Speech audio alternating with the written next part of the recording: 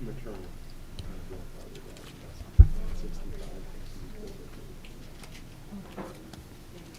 But the Swedes, she said, include.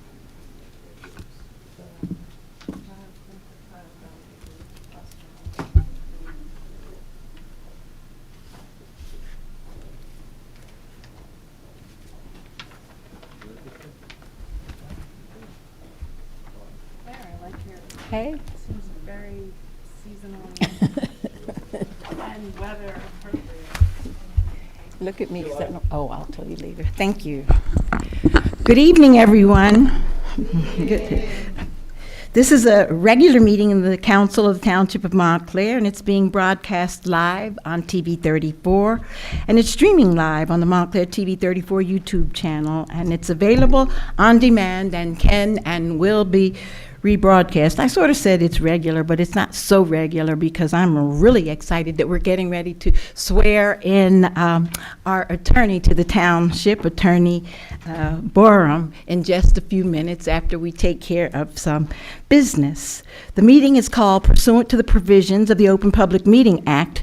The meeting was included in the revised annual notice of the meeting schedule as set forth on Resolution R-26-064. It was adopted by the Township Council at the regular meeting of February 10th, 2026, advertised to the official newspaper on February 26, 26, posted on the Township website and bulletin boards outside of the Municipal Building, and has remained continuously posted. In addition, a copy of the revised annual notice is and has been available to the public and is on file in the office of our township clerk. Please, at this moment, rise as you are able for the Pledge of Allegiance. I pledge allegiance to the flag of the United States of America and to the republic for which it stands, one nation, under God, indivisible, with liberty and justice for all.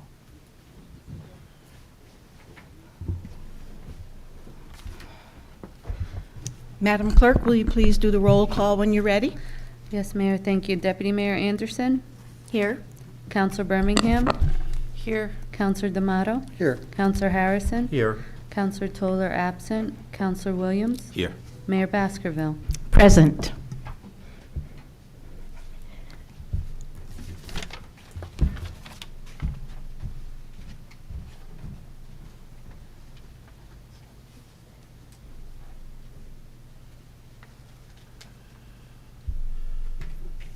I like to stand closer to the family, feel that positive energy.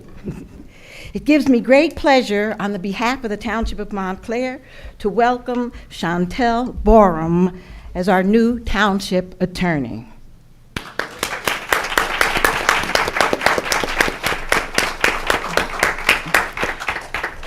Attorney Borroum, in just a few moments, will be sworn in, and she comes to us with 9 years of municipal legal experience in Newark. But what impressed me most was the preparation that she's had, the preparation for public service that goes far beyond the courtroom and the law books. Even early on in her career, she demonstrated a commitment to leadership, mentorship, and service, qualities that are so very important when you're entrusting someone with helping to guide a municipality. Attorney Borroum, your experience working within Newark's complex municipal government has given you an understanding of the challenges, the opportunities, and responsibilities that come with serving a diverse urban community. You bring with you a reputation for being communicative, ethical, and solution-oriented. Those are all things that we very much need here in Montclair. These are exactly the qualities that we want someone who will be advising this council and helping us navigate the important way moving forward in the Township of Montclair. We are delighted to welcome you. We believe you are prepared for such a time as this, and we look forward to your experience, your wisdom, your energy, and all that you will bring to our township. I'd like to invite Attorney Borroum to the podium at this time, along with the rest of the individuals, our clerk, and people that will participate in your swearing in. Attorney Borroum.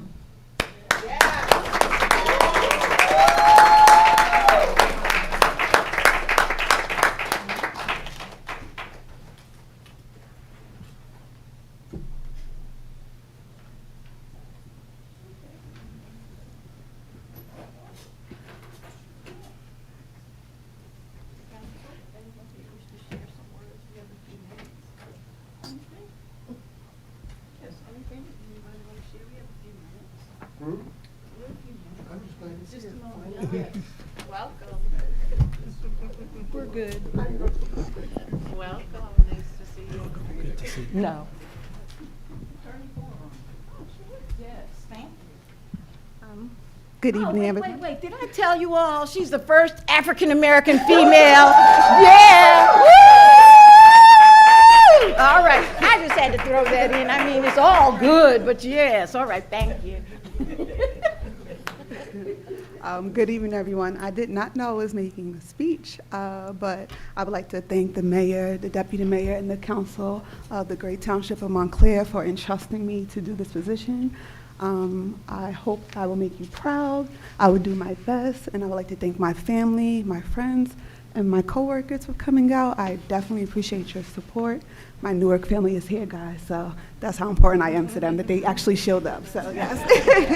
So just thank you. We're just waiting for something. Thank you so much.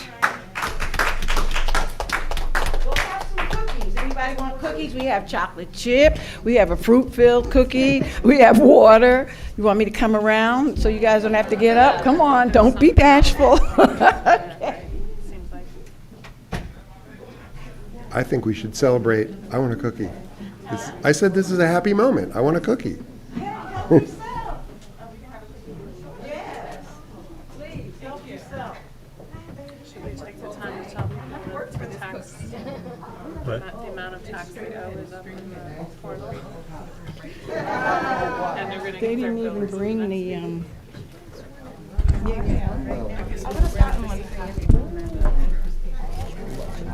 Okay, I'm not losing my marbles. No, we all arrived at a few minutes before 5:30 and observed the swearing in of the police, of fire people going on already. Did you want to swear in, or? No. Yes. How many were sworn in? Who got here before me? I got here about 20 after. We were standing back there. You could, there are so many people you couldn't see. How many? So we get the firefighter. you don't want to Yes. do it?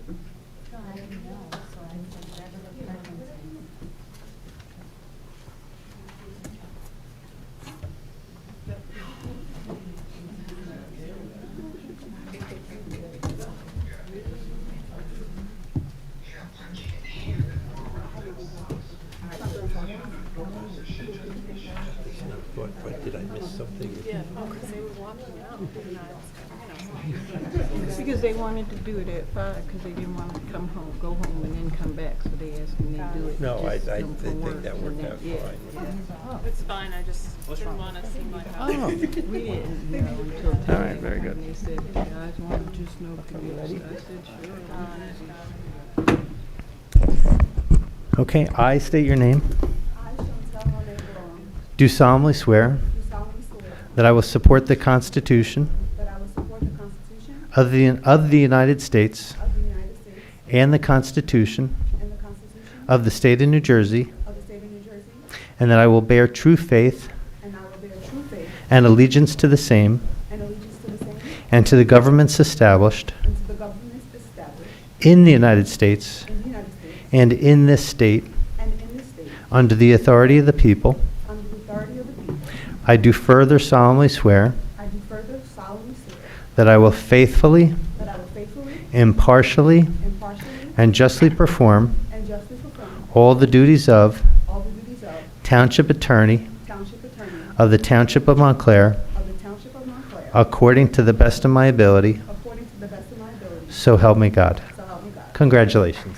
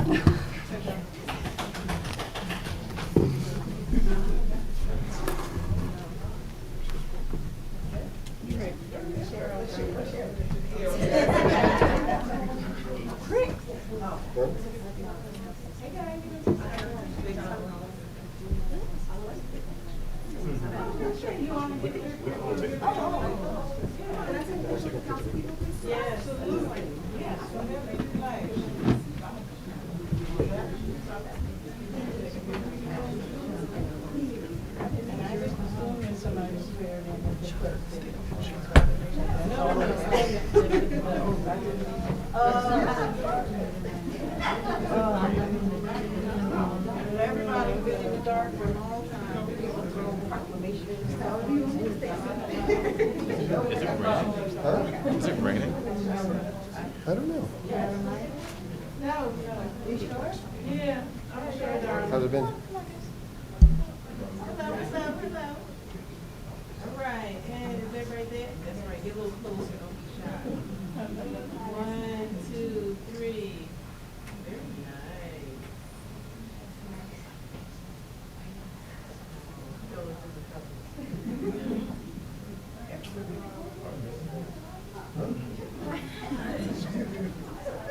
Thank you.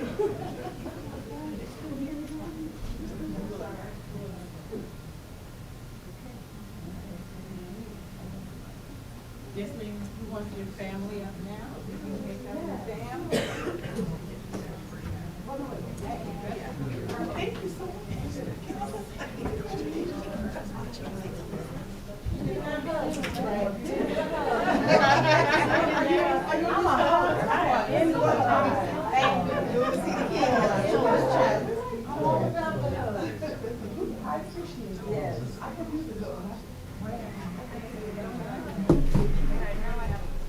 Yeah, get another one. Hi.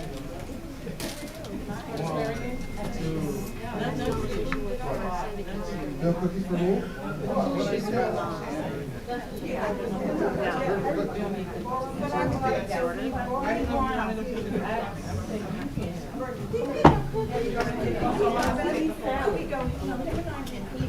Because I roast you about the salad every day. And that's coming back.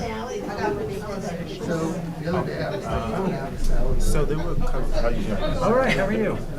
There were a couple of resolutions. All right. All right. I'll make that. Yeah, so like, is it such that we can move forward, or are we gonna pull it? That was security, and then there was something else, like conference room upgrades and stuff. So it's put you know how we have the video on an already large conference room, it's basically we do the same thing in the smaller conference room that we have. It doubles the versatility of having Okay, I was just wondering, do we want to? It's also for like 600,000. Oh, it's everything is, the only thing that's not portable are the cables. Everything is portable. Cables, operations, even when they have operations, everything, cameras, the swipe card, everything is portable. And they know that going in. So the only thing that's sacrificial is the.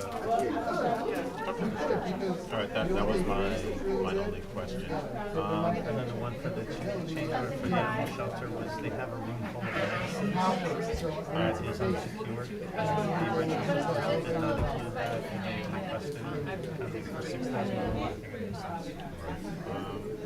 Oh, so I had a tree planted in front of my house today, which is great. No, it's not. It's orange.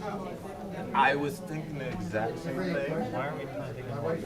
There was I was working from home today, and I saw in the distance like this huge truck with a bunch of trees. And I was like, trees. And that first stop was right in front of my house. And Did they at least put a gator bag on it? Or no? I have to look. But the guy just was digging out. I was like, Did you request it?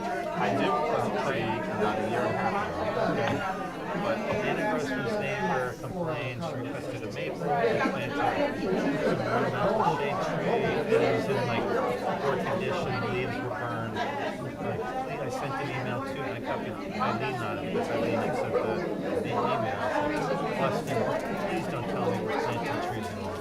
Yes, and I asked the guy, so this is why I was confused, because one, I didn't know that they were planting trees, and then I was like, well, what's the care? He was like, well, just water once a week.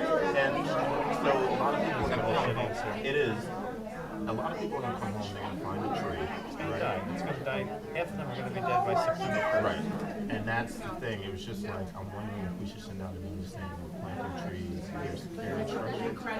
But to your point, it is way too early, I was shocked. It should be October.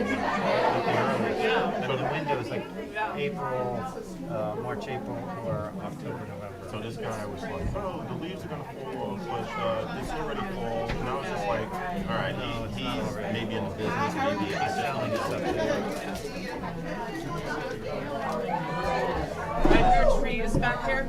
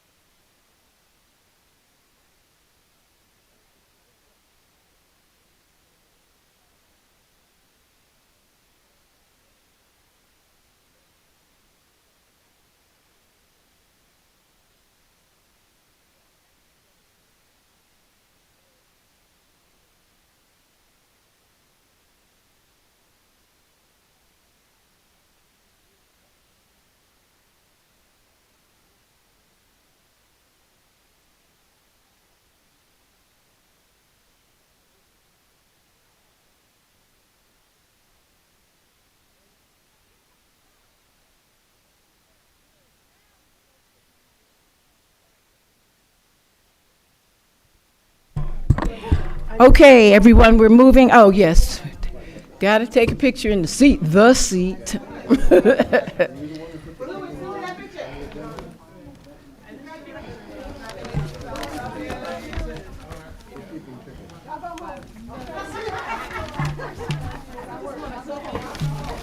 Oh, help yourself. Like, don't really help yourself, but have a cookie. No. No, they don't need this. Not for them. It's for them, this, and then it's going. Thanks. It's not for the rest of the people. Oh, that's okay. It's not. It was for the swearing in of the people. Thank you. No, I want it here. Thanks. In fact, I can move it out and take it upstairs if you want to, because I'm going to take it upstairs. We did them. They wanted to do it so they wouldn't have to go home. So we did. Yes. Take care now.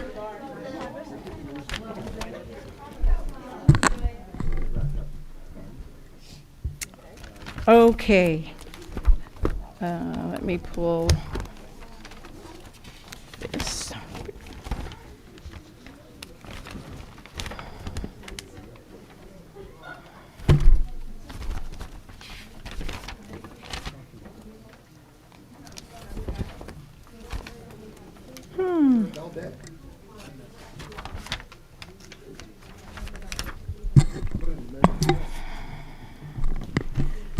I'd like to make a motion that we adjourn into our executive session. We're going into the executive session for discussion of a potential acquisition of Miller Street property. Also, we're going to discuss legal update on the affordability controls, and we took a couple of things off of here that we had on the agenda because Councilwoman Toller is not with us physically here tonight and not here by Zoom. So for tonight, we're going to discuss the acquisition of the Miller Street property and the update on the affordability controls. And we're going to have Planner Tally to help us with that, and I so move. Second. All in favor? Aye. Any opposed? Thank you.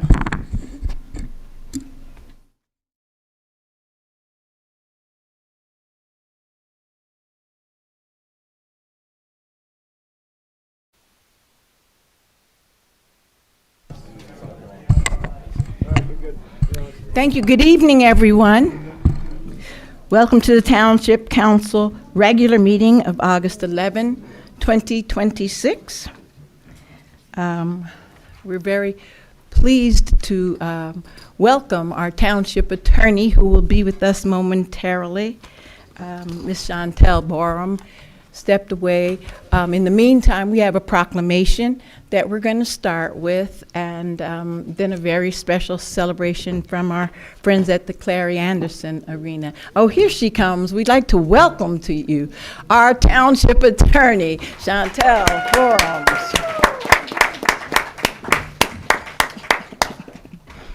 Okay. Deputy Mayor, would you please are there people here to receive the proclamation for the voters, right? Yes. Can you please come to the podium? Council members, as you would desire, join our Deputy Mayor Sushan Anderson at the podium.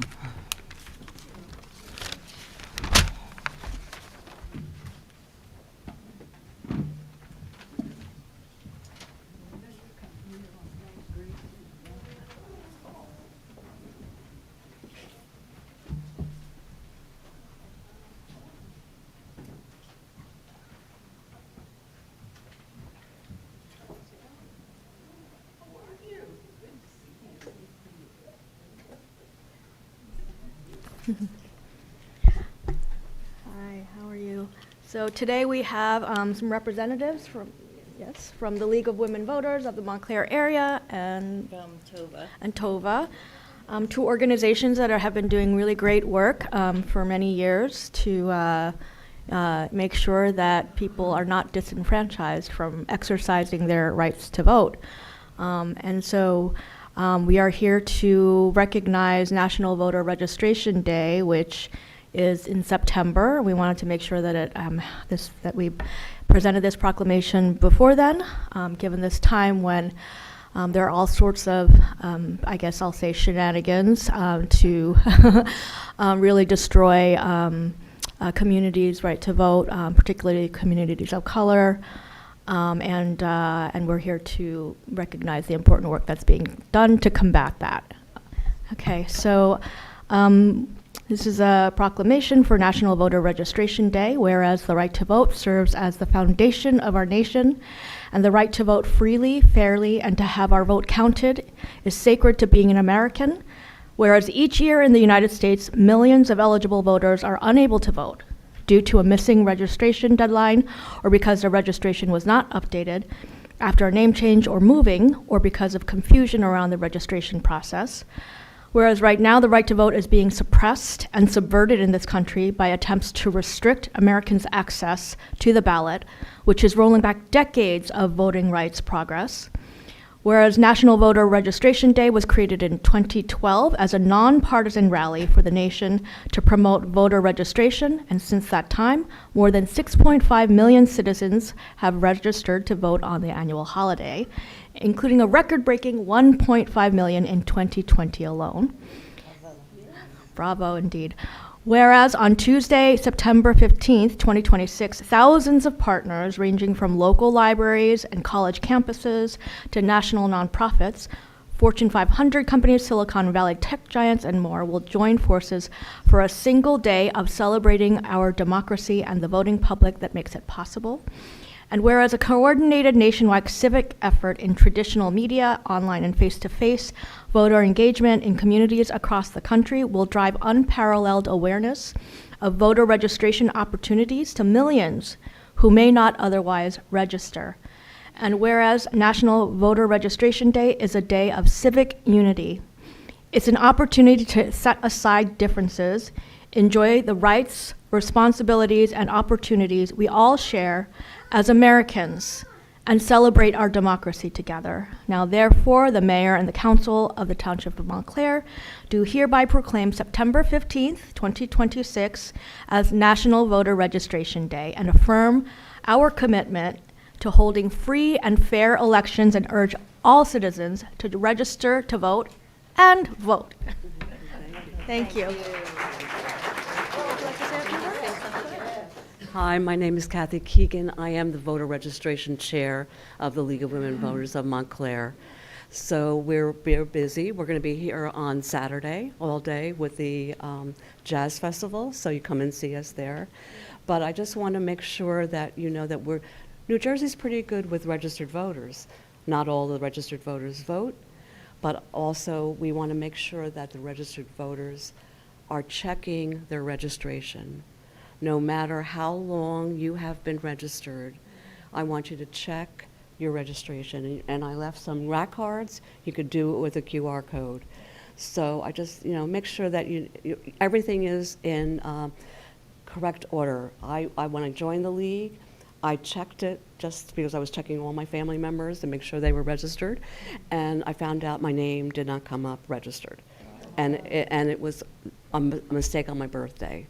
So just make sure you have all those in orders and get anybody and everybody to get excited about this election and vote. Okay. You're welcome. And I just, first of all, I just wanted to thank the council for getting this on the agenda. We know that it took a little extra effort to get it at this state, and we very much appreciate it.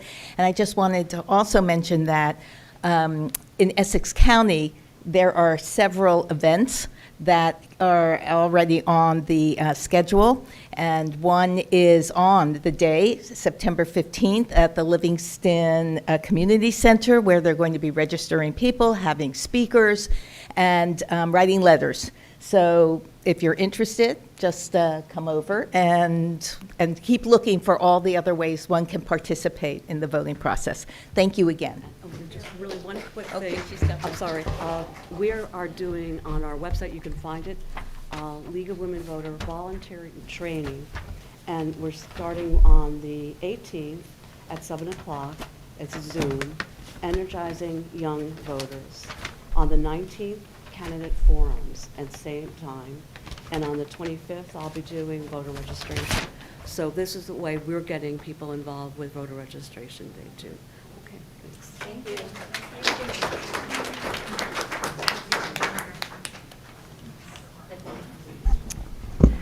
And at this point in time, please, I'd like to invite Ms. Karpewski and Darren Sidens, please, to join the council down at the podium. We are really excited that you're here. Council, can you stay here because they have something very special planned for us. So thank you for being here.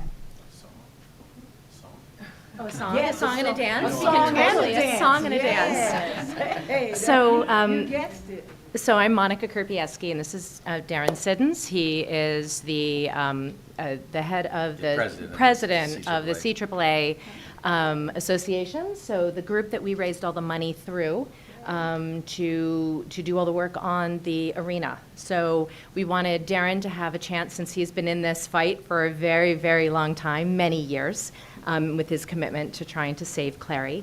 And we wanted to make sure he was here to give the full amount of all the money we raised to the council for the arena's first phase of the rebuild. And we are, since last July, at $1.2 million.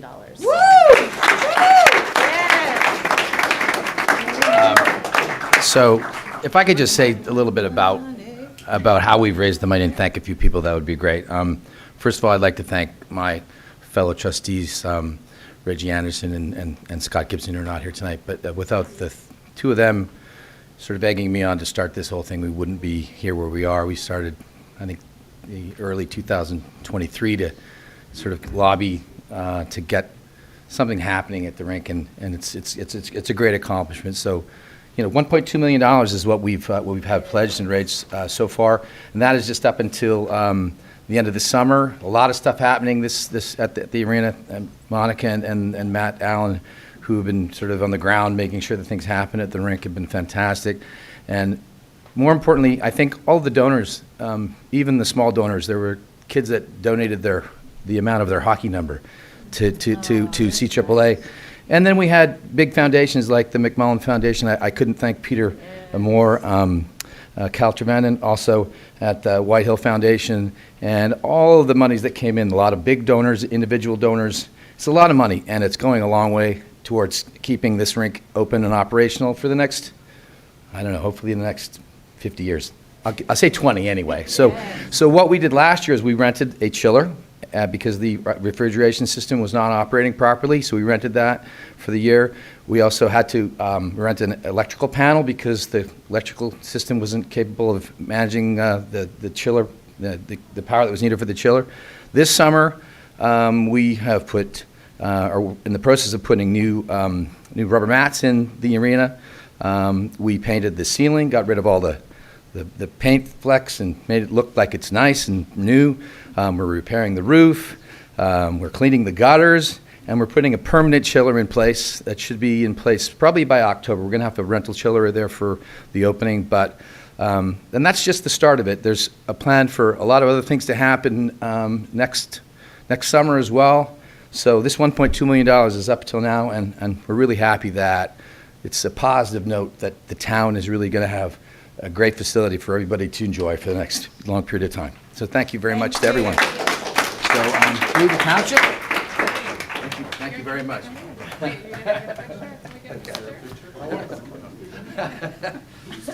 All right, who's taking a picture? Thank you. Oh, all right.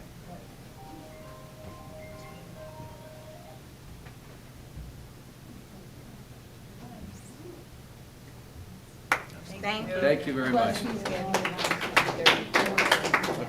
Great, Thank you great. very Thank much. you. Thank you so much. Thank you, we appreciate it.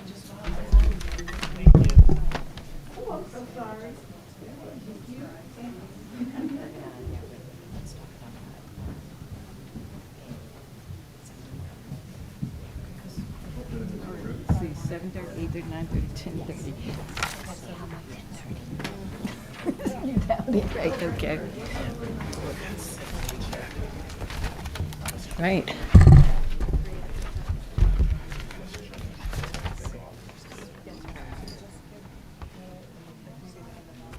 Okay, there have been presented to the council the minutes of July 14, 2026.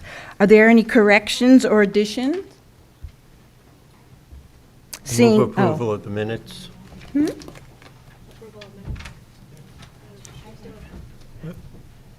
Yes. I said, are there any corrections, additions? Okay, seeing none, I'd like to make a motion that we adopt the minutes. Second. All in favor? Aye. Any opposed or abstentions? Thank you. Okay, so next up is the public comment period. I hope that all of you who wish to speak during the public comment have had an opportunity to sign the papers that are down at the front. That's what I will use to identify who's next.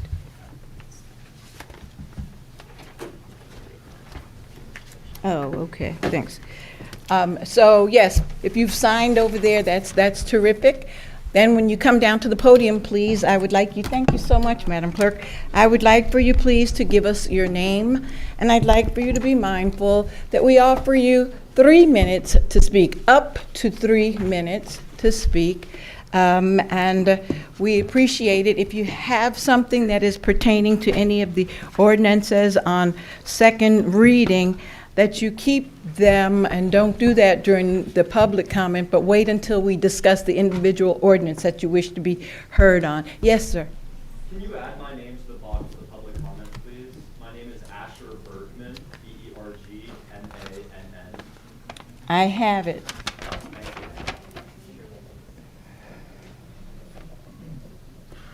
Thank you. Okay, with that said, I'm going to call Monica Karpewski, please.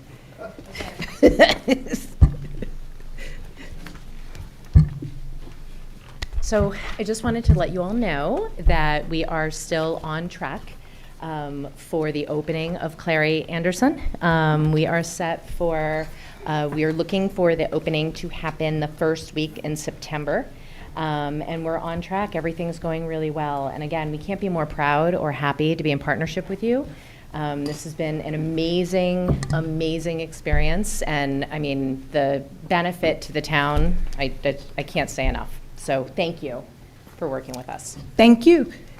Darren, are you also going to come up again? I see your name here.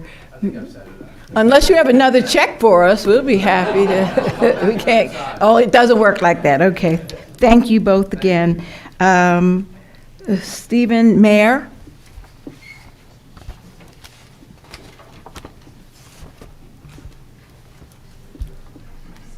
Yes, bike bus. Yeah, I had to bring the pink. Yeah. Yeah, thank you, Town Council, Town Manager, and welcome, Attorney. I'm just here to be, effusively celebratory of the item you have later on in terms of the Harrison Avenue traffic calming. Traffic calming is so important. On the bike bus, we act as human safety for the kids, and that's not the way it should be. It should be systemic safety. And what you all are starting to do at the south end of town is exactly what we've needed and we've been wanting for so long. So I'm just here to celebrate and thank you, and just love where you started for all the reasons. It's a cut through between the towns, so it'll have an impact, north of it. When we built the routes in bike bus, we found under participation from the south end of town, and so having the first bike lane be there is just huge, and I couldn't be happier. And I hope you approve the bid. That's all I have to say. So thank you so much for getting to where you are.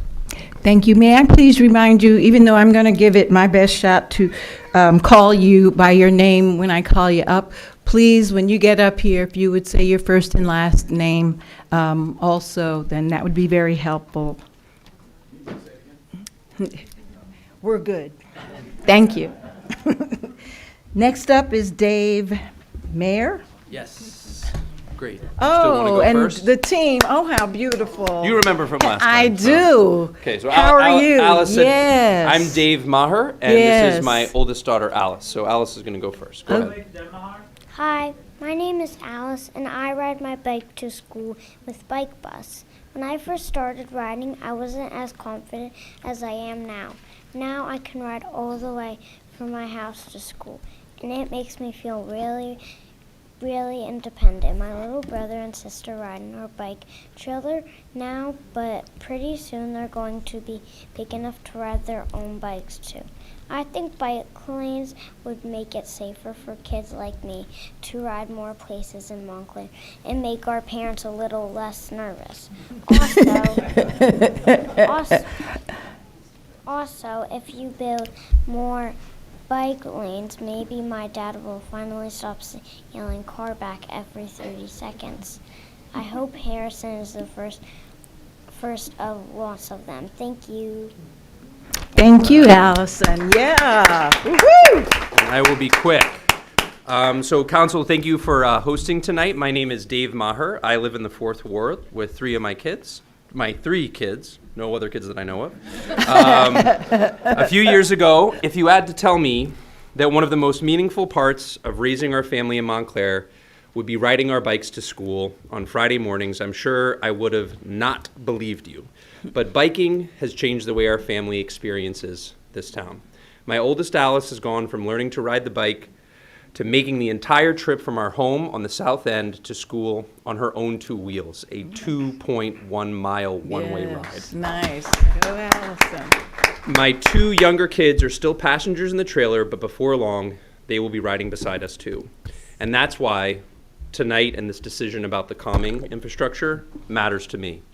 A bike lane on Harrison is a relatively small piece of infrastructure, but what it represents is much bigger. It tells families that we are designing Montclair not only for the people who can drive through it, but for the people who actually live their lives in it. I've ridden enough miles around Montclair with my children to know that enthusiasm and a helmet aren't infrastructure. Kids make mistakes. Drivers make mistakes too. Good street design gives both of them room to make these mistakes without a terrible consequence. I don't want Montclair without cars. We drove here tonight. I want a Montclair where driving, walking, and biking can coexist safely, and where choosing not to get into a car actually feels like a reasonable choice. We already know there is demand. You guys were there for critical mass. We see it every Friday when hundreds of kids and parents ride to school together. What we're missing is infrastructure that allows that confidence and independence to extend. Tonight, you would have an opportunity to build the first piece of that. My hope is that for years from now, Harrison Avenue isn't remembered as Montclair's bike lane, it's remembered as Montclair's first bike lane. Thank you. Thank you very much. Noah Gale, please. Okay, thank you. Sorry, I'll be right there. Good evening. My name is Noah Gale. I hope everyone in this township has been having a great summer so far. Yes, thank you. Thank you for all you do, Mayor Dr. Renee E. Baskerville and the Township Council. I know this is not an easy job, and I really appreciate your service, and I appreciate you as well. I am here to speak about something I've previously talked about in the past at Township Council meetings before. So, I highly suggest, and I finally came up with a plan after months, suggesting we lower taxes by a huge chunk, because parents, I know a lot of people have school-age kids here, but a lot of taxpayers don't, including my own parents who want to stay in Montclair. A lot of people don't have a lot of kids in the school system, and they're paying so many taxes, it's even driving longtime residents out of this town, and I want them to stay. And plus, I want to afford to live in Montclair the rest of my life, perhaps raise my future husband and kids here one day, and maybe grandkids, who knows. And I want to live here till the day I die. I'm Mountie born, Mountie bred, and I will Mountie die at the age of 100 in Montclair. Anyway, so I hope we can find a solution and come up with a plan of how we can lower taxes by a huge chunk, so that way it won't drive a lot of longtime residents out of this wonderful, beloved, devoted town. Thank you. Thank you very much. Next guest is John Wentz, please.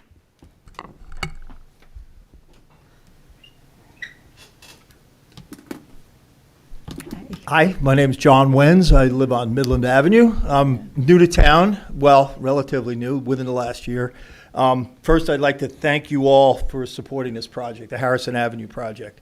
It's just a tremendous addition to this community that I've embraced here. I'm really pleased to see the number of advocates, of individuals and groups that are supporting the effort, not only for bicycles, but safe streets for all users, you know, and that includes, we add bike infrastructure. It actually makes it safer for cars too.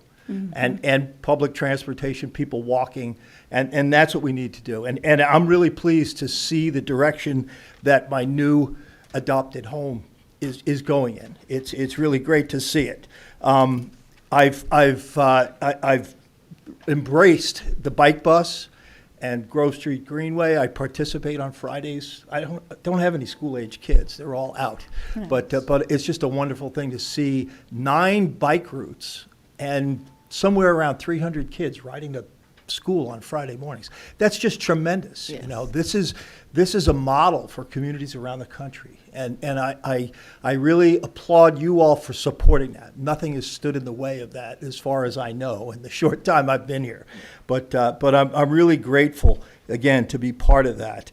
The other part of this this effort that many of these people are making is an app that has just broken through here in Essex County. It's a national bicycle app called Bike Streets.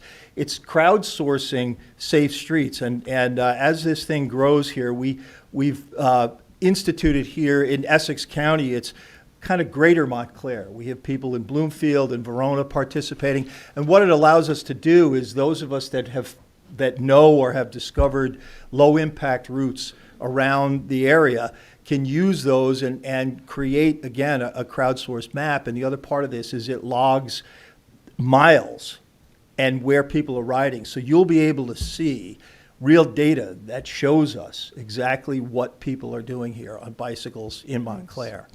And so I ask you to keep an eye on that and again, continue with what you're doing to support this effort, because the world is changing.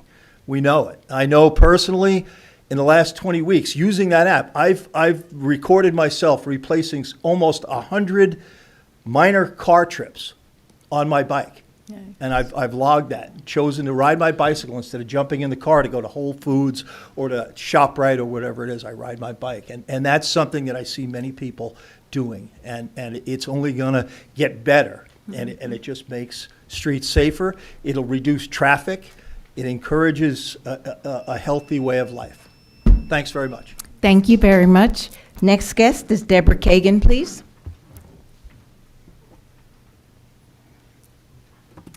Deb.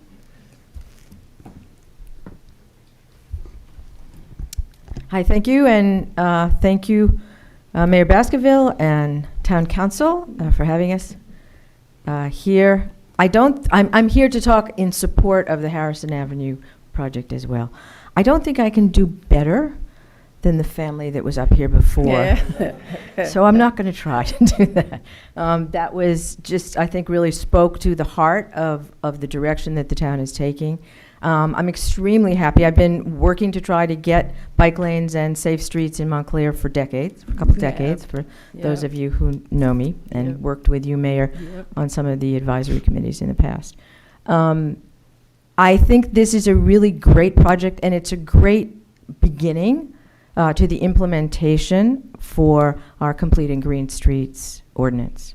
I'm very excited to see that, and that it's happened in a fairly short period of time. And knowing how infrastructure projects take time, because I've been doing this for a little while, it's really come about fairly quickly, and I want to applaud both the town council and our Complete Streets director and oversight board for getting this through quickly. I just want to add,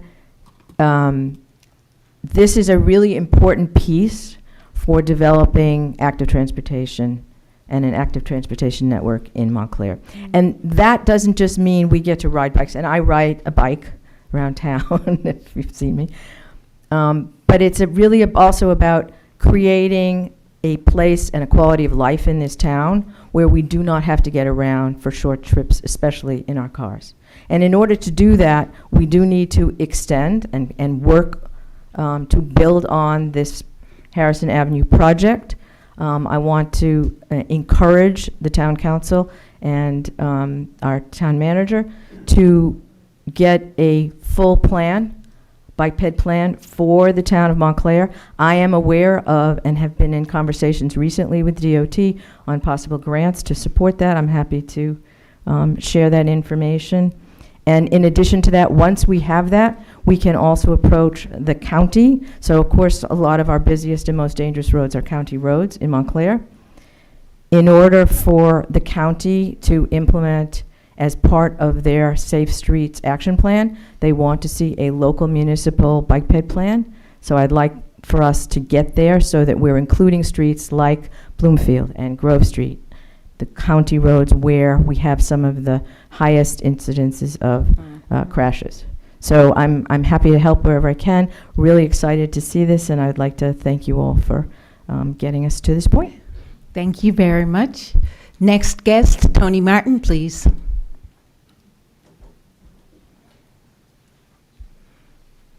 Good evening. Hey, Tony good Martin, evening. 41 North Fullerton Avenue. I have a few questions and comments on changes and reorganization of the municipal oversight of housing, affordable housing, the Rent Control Board, of which I am, a member, and also planning and development. I attended 2 master plan hearings, and One was extensively informational, but it was hard to parse so much that was presented at the hearing. And then people kind of erupted into furious public comment. I don't know that that was that helpful. I attended a second one on last night on the commercial district, focusing intensely on that one issue, although, comment ran aground. But that was much more useful to me as someone who's trying to understand what's going on and how we might communicate what we want in the new master plan. Okay, now back to the housing arena. I see that I made it my business to meet the new housing specialist. I see, from what I can discern on the agenda, she will now have various departments and agencies reporting to her. From what I can tell, the Rent Control Board will be under her aegis. With the departure of Brian Scantlebury, and I want to acknowledge his long service to this town, we are without an official rent control officer as required by ordinance. We do have a rent control administrator. I want to make sure that's taken care of. We have a meeting September 9, and we need to have things in place by then. And what else? Affordable housing. I know that there are a lot of people here tonight to talk about home core. I'll be watching carefully. I understand some moves are being made there too, and I would like to have the public be more informed about what we're doing in terms of oversight there. Thank you so much. Thank you very much. Next guest is Jeremy Downtown. Say your last name for me, Jeremy. My name is Jeremy Folwatana. Folwatano. Thank you. Welcome. Thank you. Good evening. My name is Jeremy Folwatana, and I'm here regarding the Church Street piano.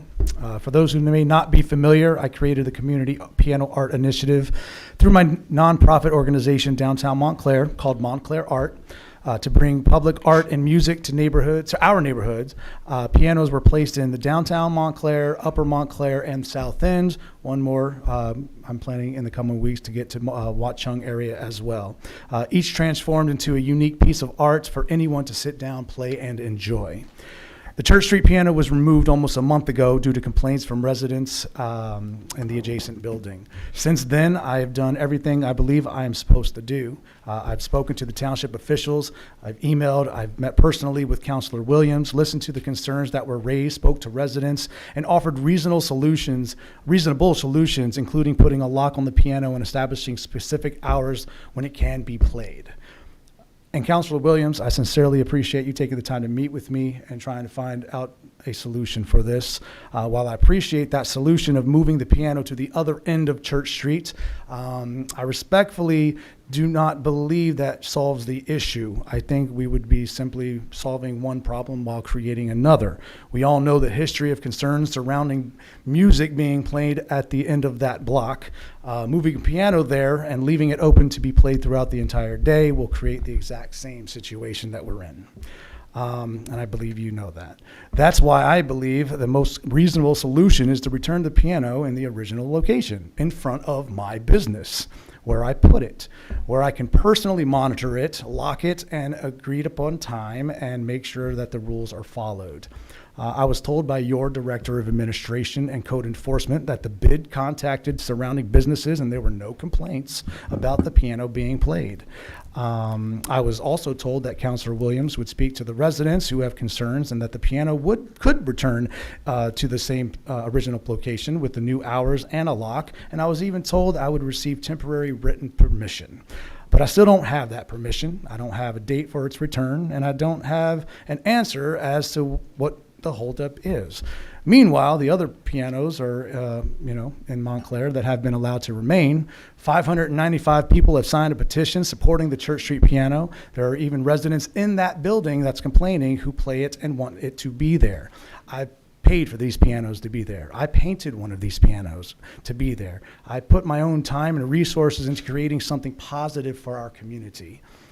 This is public art. It's music. It's a gift to Montclair. I'm not asking you to ignore anyone's concerns. I'm asking you to balance those concerns with the voices of everyone else while we figure out an ordinance for this type of situation so permits can be distributed.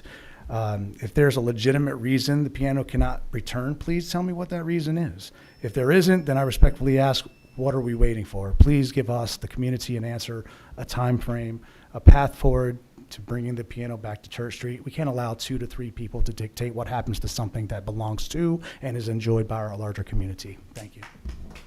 Thank you. Next guest, it looks like Nancy, and then maybe JAS something. Am I sounding familiar to anyone? I'm sorry, I can't read the writing. Thank you. Just press the button. Is it a green light on? Yeah. Then you're good. Okay. My name is Nancy Ianis. I live at 59 Essex. My husband and I have lived in our home since 1988. For the past 2 years, we felt like our home and our right to quiet enjoyment of it has been stolen. In 2024, the baseball field was rebuilt and turned towards us. Home plate, the infield, the foul ball zone now abut our home and others on Essex and Champlain. The dugout and the bleachers sit nearly as close to our house as the cars across the street. The trees along Champlain that kept the sound contained and the breezes cool are now gone.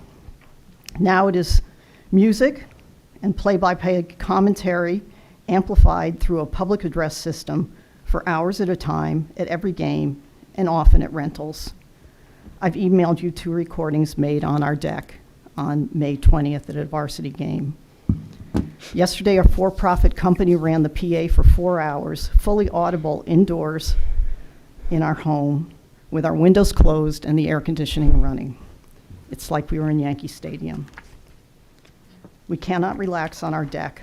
We leave our home during games and during the 4-day tournaments to get some peace. During the last one, batting cages started at 7 in the morning before we were out of bed, and play ran until 8 at night for 4 straight days. That's 48 hours of baseball.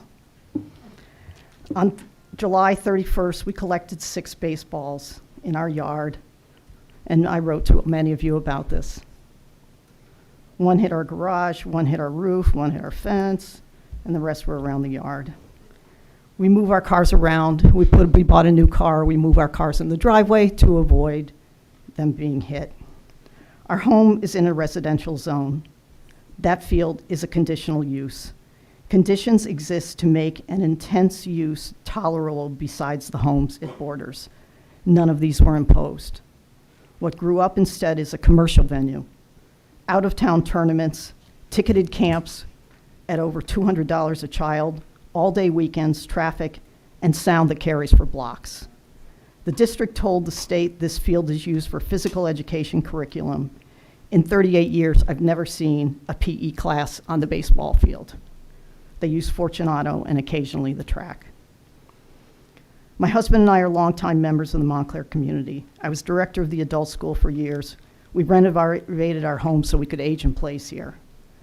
Woodman Field is the board's responsibility. Providing a safe and predictable environment for the residents is yours. Please pass a strong enforceable noise ordinance and a strong tree ordinance, which addresses the other thing that this reconfiguration took from us. Thank you. Thank you very much. Next guest, Sherry McPherson.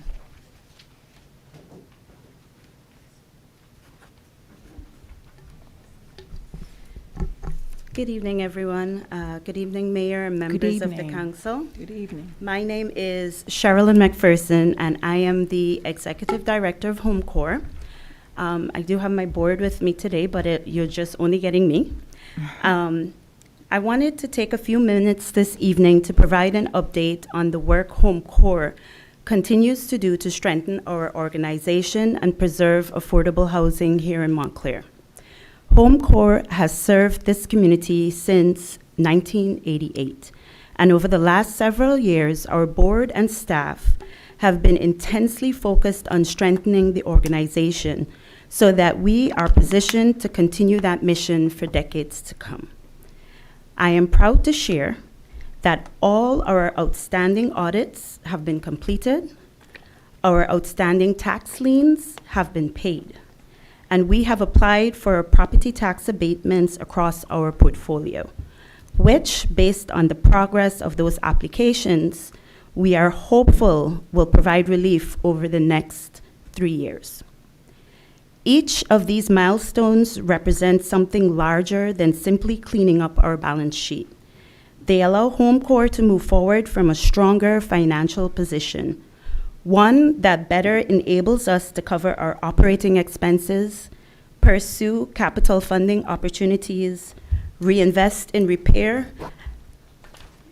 and reinvest in the repair and quality of the homes we already own, and beginning to think strategically about future affordable housing opportunities.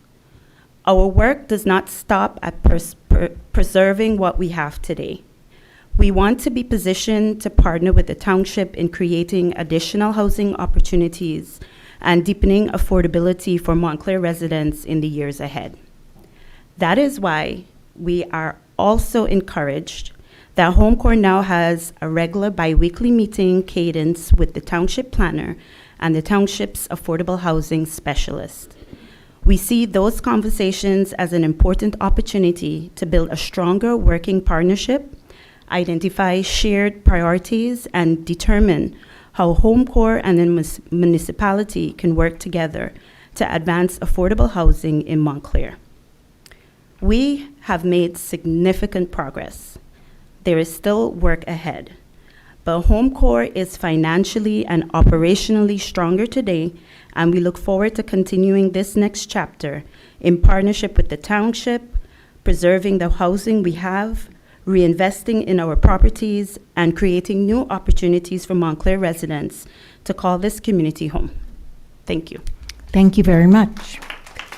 Next guest is Carl Kraus, please.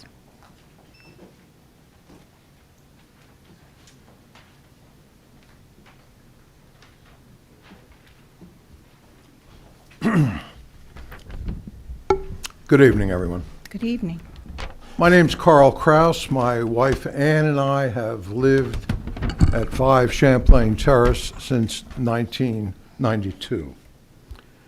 I want to describe for you tonight just what has happened to the quality of life in the past 3 years. Champlain Terrace sits along the outside of Woodman Field. During the reconstruction, some may say the unwarranted demolition of an excellent field, huge oaks along our street came down. Those trees were not a decoration.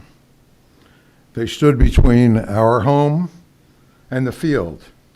They held the sound, they broke the light, and they kept the house in shade on hot days and sheltered on windy ones. They were replaced with plastic, an acre of hot plastic. The temperature difference in front of my home, it's not subtle. It is a different climate than it was 3 summers ago. Heat, no shade, no protection from the elements. A complete sensory change. But then there is the noise.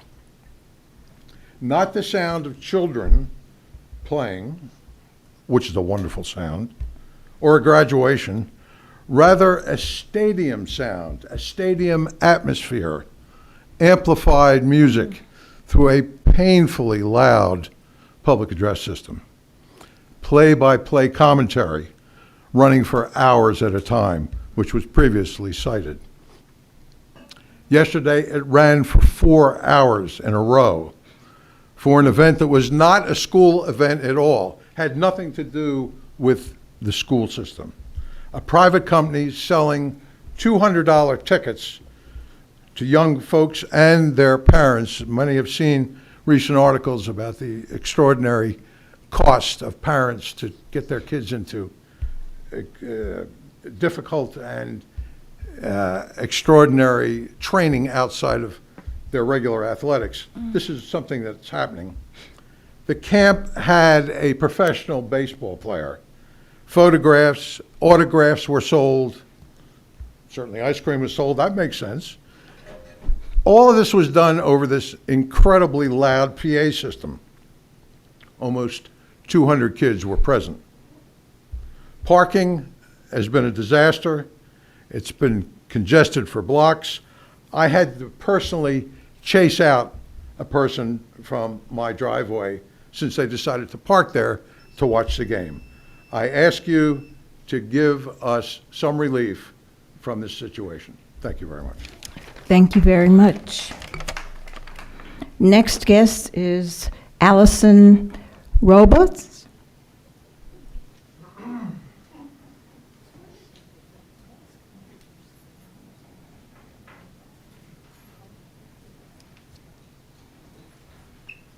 Good evening, Mayor and Council. Good evening. I am an accidental guest. I'm an accidental guest. I wasn't expecting to be a guest, but I was under the impression there was going to be a proclamation for Caribbean heritage or something today.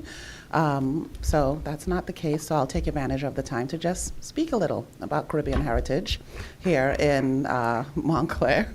Thank you. This is, I'm sorry, Allison Roberts. I live at 196 Harrison Avenue. I loved hearing all about what's happening and making sense of the changes that I've seen on Harrison Avenue, by the way. So I'm from Trinidad. This is Jennifer Perry, also from Trinidad, and we both live here in Montclair.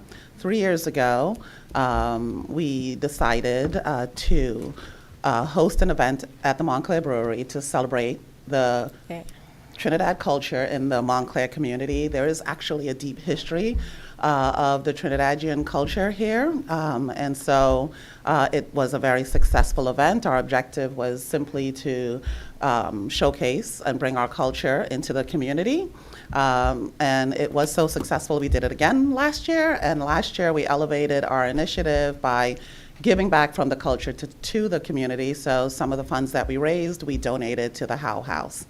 So we chose that charity last year. This year, we are again doing it August 29th, actually, and at the brewery again. And we are going to recognize 2 people from the culture making a difference in the community. Mayor, one of them is going to ask you to present to them. That's all I'm going to say. I don't know if they have already. So I just, wanted to share that since I'm here and I got my name on the docket accidentally. And I hope you guys can come out and enjoy. We all spend a lot of money going to the Caribbean for vacation, so come and experience a little bit of the Caribbean here in Montclair. We will have live steel pan, a live band, and music. It's not over on Champlain. We will never go over there. It's from, it will be from 5 p.m. until 10 p.m. And at the brewery and in the yard outside, and there will be a lot of also delicious food from Trinidad. So hope to see you there. Thank you. Thank you very much. Next guest is Lynn Stockhammer.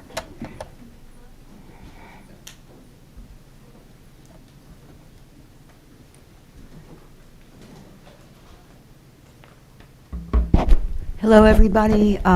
Good to see you and welcome, new Township Attorney. Real quickly, I wanted to support Jeremy, who spoke earlier about his initiative with the piano, and I really feel that we should support everything that we can with the arts and with his efforts. Okay. In terms of the tree canopy, I feel that the loopholes really need to be closed on permitting, and that no C of Os should be issued until replacements of trees are assured or in the ground. As the council went into executive session, I was at home with the TV on, and I saw the town planner, Janice Talley, was going to be updating you in executive session on affordability controls. I was only able to make one of the presentations. They may have been very similar regarding the master plan. And I noted that some figures had been quoted, that 51 people attended, a total attended 4 meetings out of about 40,000 residents, and fewer than those spoke. I was among those that did not stand up to speak. And it's very upsetting to me with what's going on in this town with the, and that we have an opportunity now for the master plan, that many of us feel that we're not being listened to. Forgive me, I'm trying to find the words that I was going to read.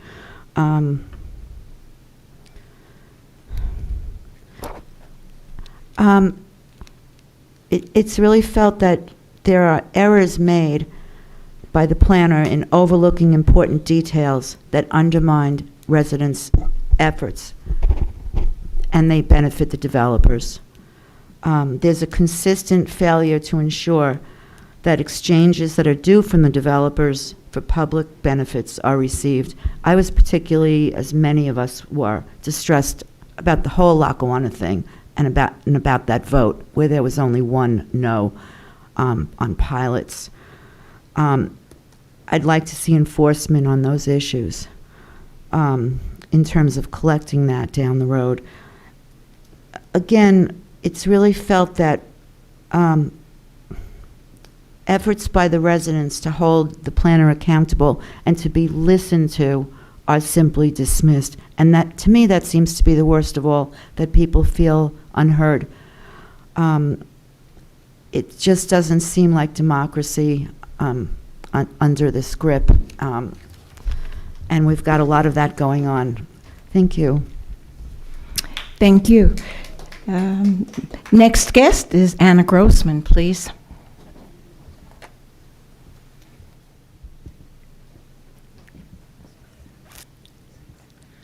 Good evening. Anna Grossman, Montclair resident. 3 things.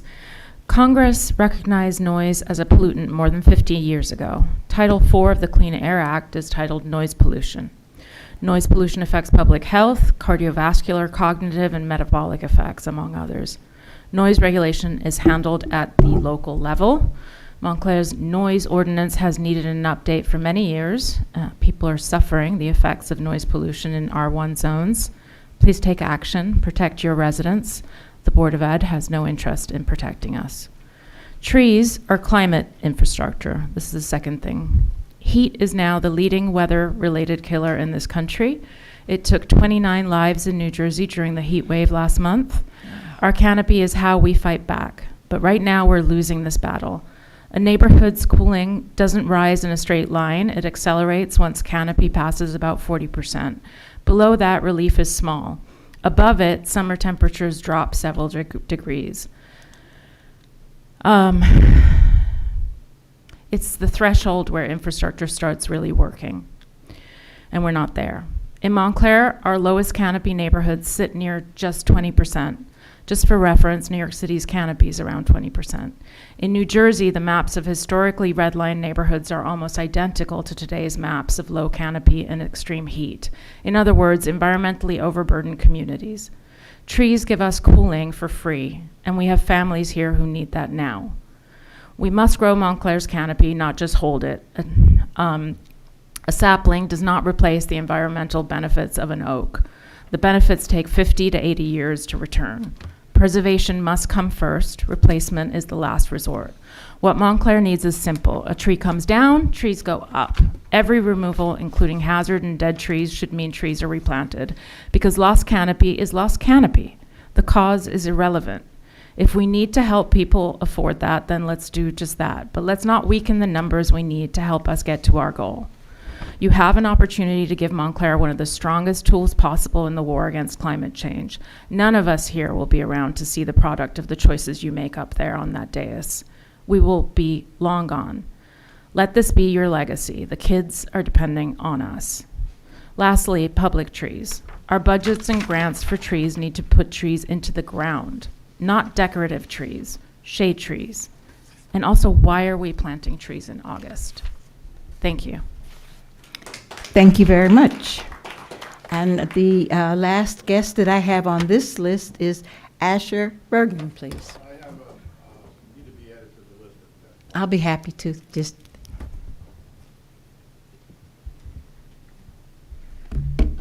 Good evening, Council. My name is Asher Bergman. I live at 124 Lloyd Road. I'm a lifelong Montclair resident. I graduated from Montclair High in 2022. That means I just graduated from university. I graduated from Cornell with a degree in history and environmental science. Yes. I'm here tonight as one of the younger residents who will live longest with the consequences of the decisions being made here today. I have come to discuss a shared resource, one in which we all benefit from, but one that we've been allowing to steadily disappear before our eyes. And while I recognize that the tree ordinance isn't a part of today's discussion, I understand that the council is continuing to discuss it, and I want to make sure that my voice is being heard. The question at the center of this debate is, if Montclair removes a tree, should Montclair replace the ecological value that was lost? The data and my lived experiences walking this town make it clear that our current system is failing to do that. In summary, from 2020 through 2025, 3,000 trees were removed with only 2,000 canopy replacements being planted. This is a deficit of 900 trees. When including public removals, the documented total rises to at least 4,700 trees removed, with a net deficit of roughly 2,100 canopy trees. We are losing trees faster than we are gaining them, despite our master plan calling for the exact opposite. Our official canopy figure is 38%, and that is a number that is over a decade old. If our sustainability and resilience master plan is calling for us to increase our canopy by 10%, if our current system is still leaking losses year over year, this is a debt we are incurring. The longer that we wait to plant and restore our canopy, the more expensive it becomes for the town. I understand that some trees must come down for disease, death, or hazard, but an exception to removing endangered trees should not become an exception to replacing the canopy itself. The permit data of documented hazard removals show that residents planted 133 canopy trees alongside 121 privacy screens. This means for every 2 canopy trees that we have cut down, we've only replanted 1. That goes exactly against the master plan. So the question isn't whether someone just replants a tree, it's whether we replaced what we lost. A 100-year-old tree is not ecologically equivalent to 1 new sapling. And there's no guarantee that that sapling will actually reach maturity and replace its forefather in the first place. I ask the council to consider proportional replacement tied to the size and ecological value of what's being removed. Townships like Verona and Princeton already do so. We are one of the few lackers in this area. Further, if the property does not have the space to replace those trees, I would encourage us to set up a dedicated fund, so instead of planting a tree in their house, they could contribute it to a fund which will plant trees in our most vulnerable districts, whether it be the business districts or the 4th Ward. Since the ordinance is not on tonight's agenda, I'll close with this final ask. When the tree ordinance does come up, give residents a real advance notice, not just the standard 72 hours.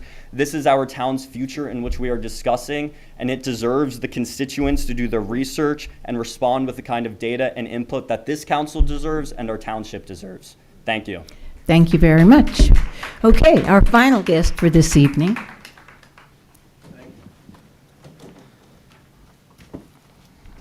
Len Brown, 119 Yannico Brook Road.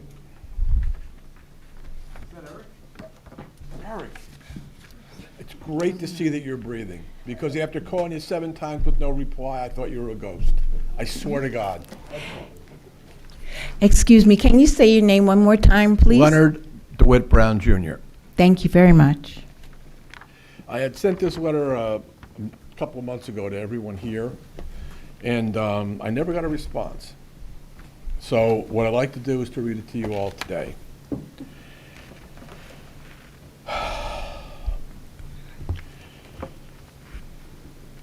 By now you should know that Norberto sent the original letter to the wrong people. they never bought 117 Yanticott Brook Road, and now they have issued a new letter July 17th that instructed the Violas and the attorney that they needed to remove the fill that they dammed up Yanticott Brook with on March 15th, 2025 in 10 days, or they were going to be fined. Their response is that they cleared it. When I talked with Carmine and Norberto, they haven't touched it, okay? So that dam is still in place. Let me review the situation. Montclair town officials know that Yanticott Brook was dammed on March 15th, 2025, and that the obstruction on the town sewer right-of-way has existed for decades. The town officials have had statutory and ordinance authority to require the removal of the obstructions in the FEMA Special Flood Hazard Area. Multiple enforcement orders have been issued that are being ignored. No physical action to remediate this threat has been taken. Montclair town officials have a clear legal duty to act to protect the people threatened by catastrophic flooding in this special FEMA flood area. Montclair town officials are failing to act while having authority to remediate the threat to lives and property. Will this inaction directly cause harm? This is a metaphysical certainty, 100%. Every time I hear that there's going to be a flash flood warning, I am in terror, afraid that my house will once again be flooded waist deep. Frank Viola dammed Yanticott Brook on 3/15/25 and has never been held responsible, even after I have reported this act of criminal negligence over and over and over again. I'm requesting that the town have the town attorney place a $250,000 lien on the estate of Frank and Gloria Viola, 117 Yanticott Brook Road, Lot 29, immediately. The Violas are scofflaws, defying the town for many years, decades. They almost got away with it by selling the property, but the people backed out. This gives the town another chance. This is a freebie. Why should our taxpayers have to pay hundreds of thousands of dollars to clear this obstruction? Thank you very much for coming. And that will, there's another guest that,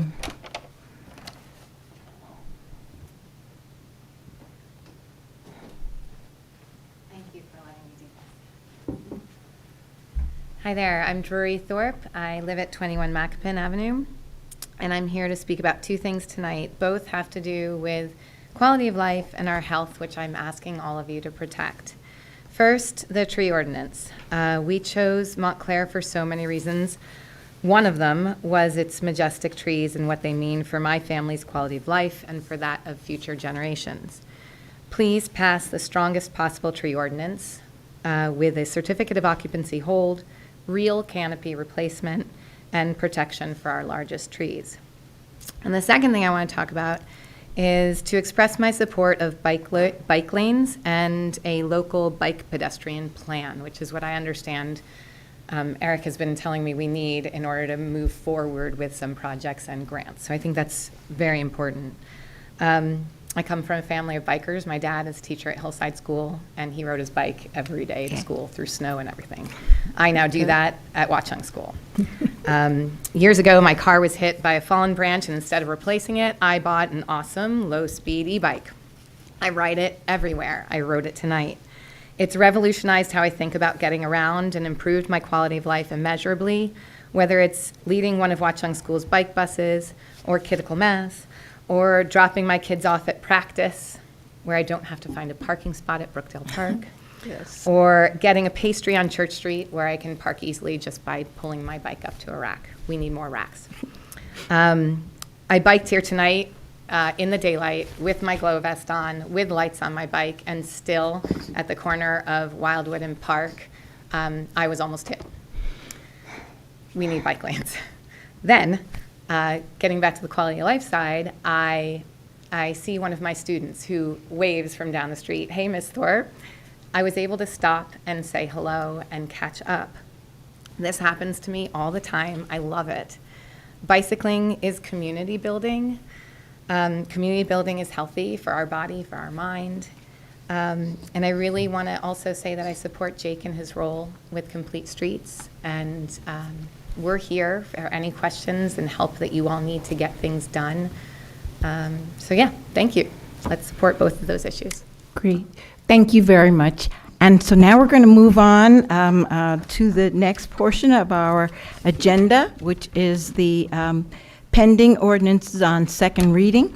If there are people that are either here or watching at home, if you have other questions or things that you'd like to share with us, please feel free to send us an email, and we try very hard to get back to you. You want to roll with the pending ordinances? You want to do it?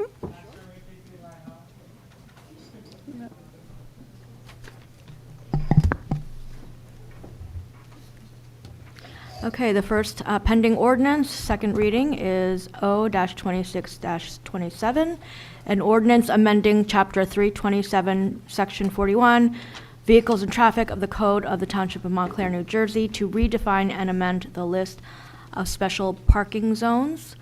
And at this time, I'm going to open up to the public hearing without objection. Is there anyone here who wants to be heard in relation to this proposed ordinance?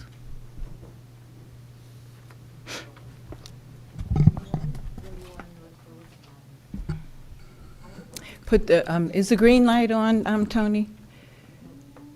Push it and see if it is.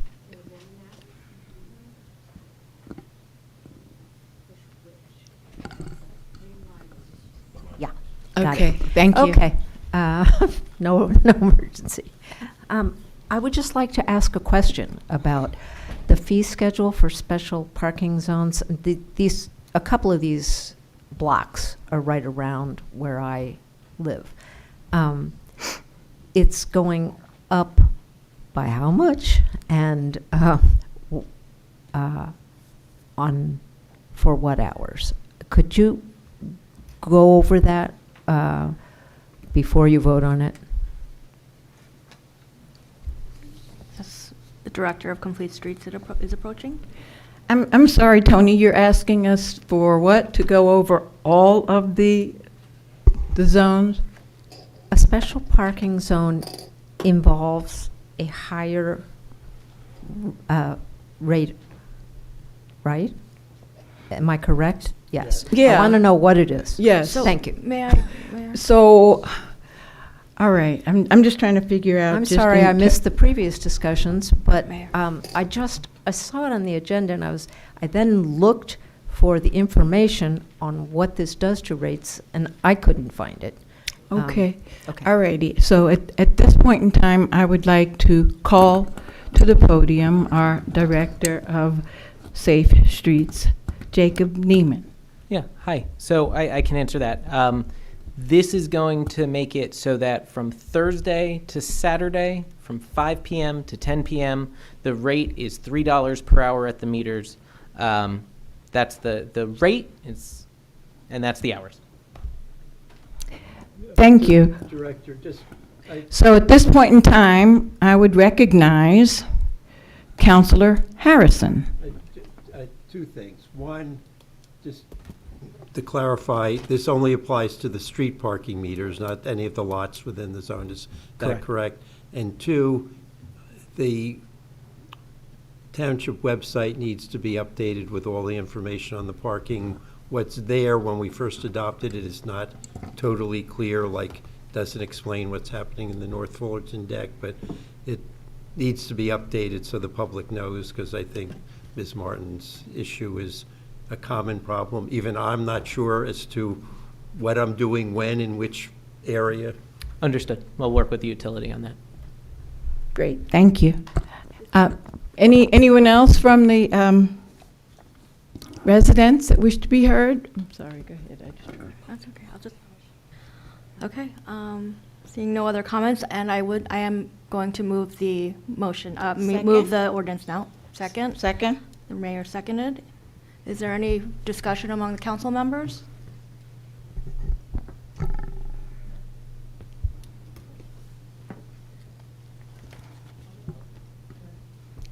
Roll call. Call the vote, please.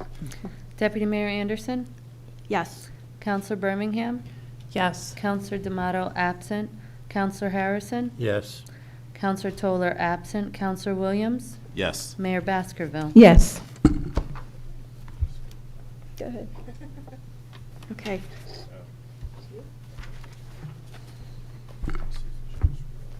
Okay.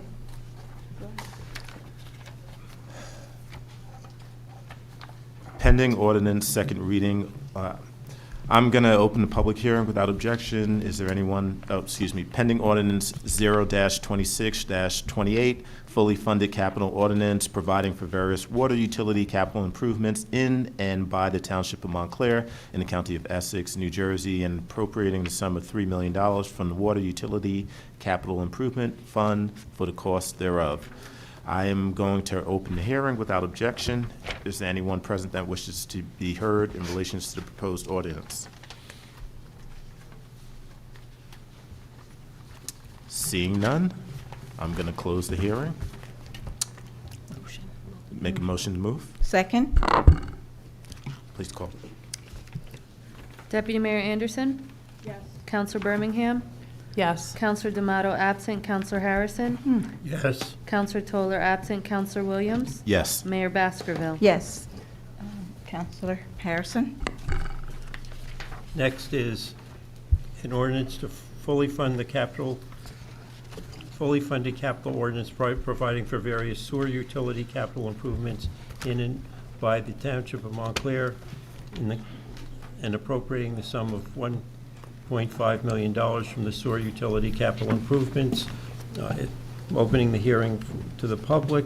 Is there anyone present who wants to be heard in relationship to the proposed ordinance? I move the ordinance. Second? Any discussion among council members? Okay, call the roll. Deputy Mayor Anderson, Yes. Counselor Birmingham, Yes. Counselor D'Amato, Yes. Counselor Harrison, Yes. Counselor Toller absent, Counselor Williams, Yes. Mayor Baskerville. Yes. Counselor Birmingham, please.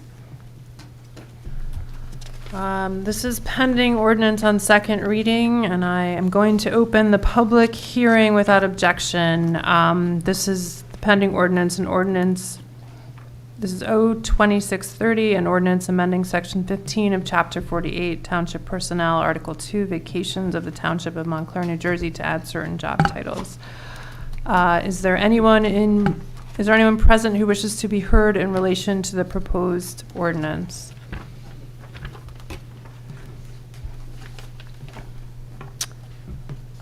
Then without objection, I am closing the hearing, and then I will ask my fellow council members. Oh, I need to move the ordinance. I'm going to so move it. Second? Discussion?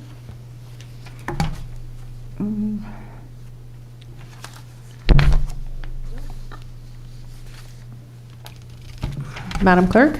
Deputy Mayor Anderson, Yes. Counselor Birmingham, Yes. Counselor D'Amato, Yes. Counselor Harrison, Yes. Counselor Toller absent, Counselor Williams, Yes. Mayor Baskerville. Yes.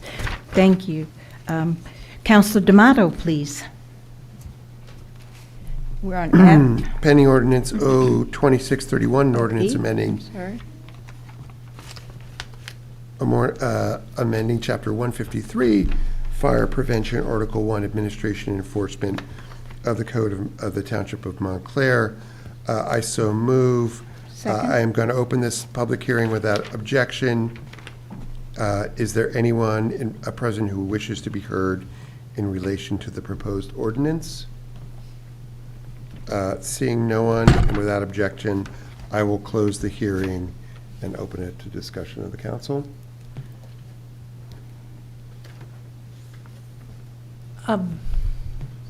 I see. Oh, hi, Deputy Chief. Yes, we did get some questions via email, and I know that Fire, soon to be Marshall, I think, but is on vacation. But I think there was some questions around whether this is an increase in the number of inspections. This is for essentially what this ordinance is when there's change of occupancy in residence, you have to have an inspection, and that's New Jersey state code, right? At this point in time, I would like to recognize Deputy Fire Chief Liza. Welcome. Thank you. So, yeah, so this ordinance does a couple of things. The existing ordinance, this amendment, takes out some of the references to the old state fire code. So we're governed by the state fire code and township ordinances, and it just referenced an older state fire code. So some of it is just updating that and the reference to the proper fire code, which allows us to do certain things. It also, it lays out when people need a change of occupancy compliance certificate. So basically, if someone sells a residential property or there's a change in tenancy in a residential property, they need to have as per the state fire code, they need to have an inspection done for smoke detectors, carbon monoxide detectors.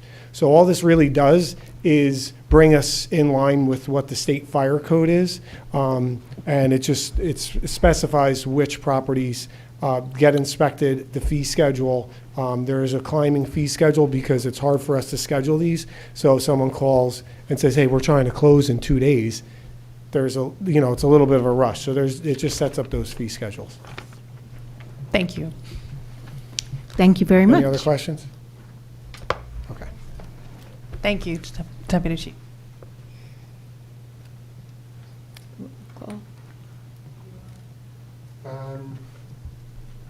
No, I'm okay, thank you. I'll call the roll. I'm looking at the email that somebody was referencing. I will call the roll. Deputy Mayor Anderson? Yes. Counselor Birmingham? Yes. Counselor D'Amato? Yes. Counselor Harrison? Yes. Counselor Toller absent. Counselor Williams? Yes. Mayor Baskerville? Yes, thank you. Deputy Mayor, please. This is pending Ordinance O-26-32. It's an ordinance amending Section 11.1 of Chapter 153, entitled Fire Prevention of the Code of the Township of Montclair. And I will move it. Is there a second? Second. Thank you. And at this time, I'm going to open up the room to public hearing without objection. Is there anyone here who wishes to be heard in relation to this proposed ordinance? Seeing no one. Without objection, I am closing the hearing. And is there anyone on the council who would like to be heard? I just have a question as to whether or not these have always been annual, these have been annual fees? Oh, sorry to make you run out. I should have stayed. So what was your question? My question is whether or not these fees have been annual in the past. In the past, there were inspection fees. We've changed over, and a lot of the state is changing over to registration fees. Right. So these are annual registration fees for businesses and any multifamily dwelling for three families and up. And again, just a scale for those fees. But in the past, in the inspection-based system, roughly what is the change in the cadence of the fees? I mean, the fees are going up, and then the frequency of having to pay the fees is going up. Yeah, so just in order for us to be able to update information on an annual basis on these businesses, just the administration of that in and of itself is costly. So this is just to reflect the administration of updating business information on a year-to-year basis. So it's just kind of the direction that the state fire code is moving in as well. So it's just a registration fee. What will happen is notices will go out typically in the beginning of the year. So this wouldn't happen until the beginning of 2027. Business owners will get a notice to say, look, you have to update your registration information. There's a fee associated with that. If they don't comply with that or pay the fee, then there would be a penalty. And it just allows us to constantly collect information on the businesses in town. And now that we're going to have a shared records management system with code enforcement and construction, we're kind of at the tip of the spear of getting this information. And it doesn't just benefit the fire department or the Fire Prevention Bureau. It benefits anyone in town that has to use this information. And Yes. I'm sorry. the multiple dwelling with common area,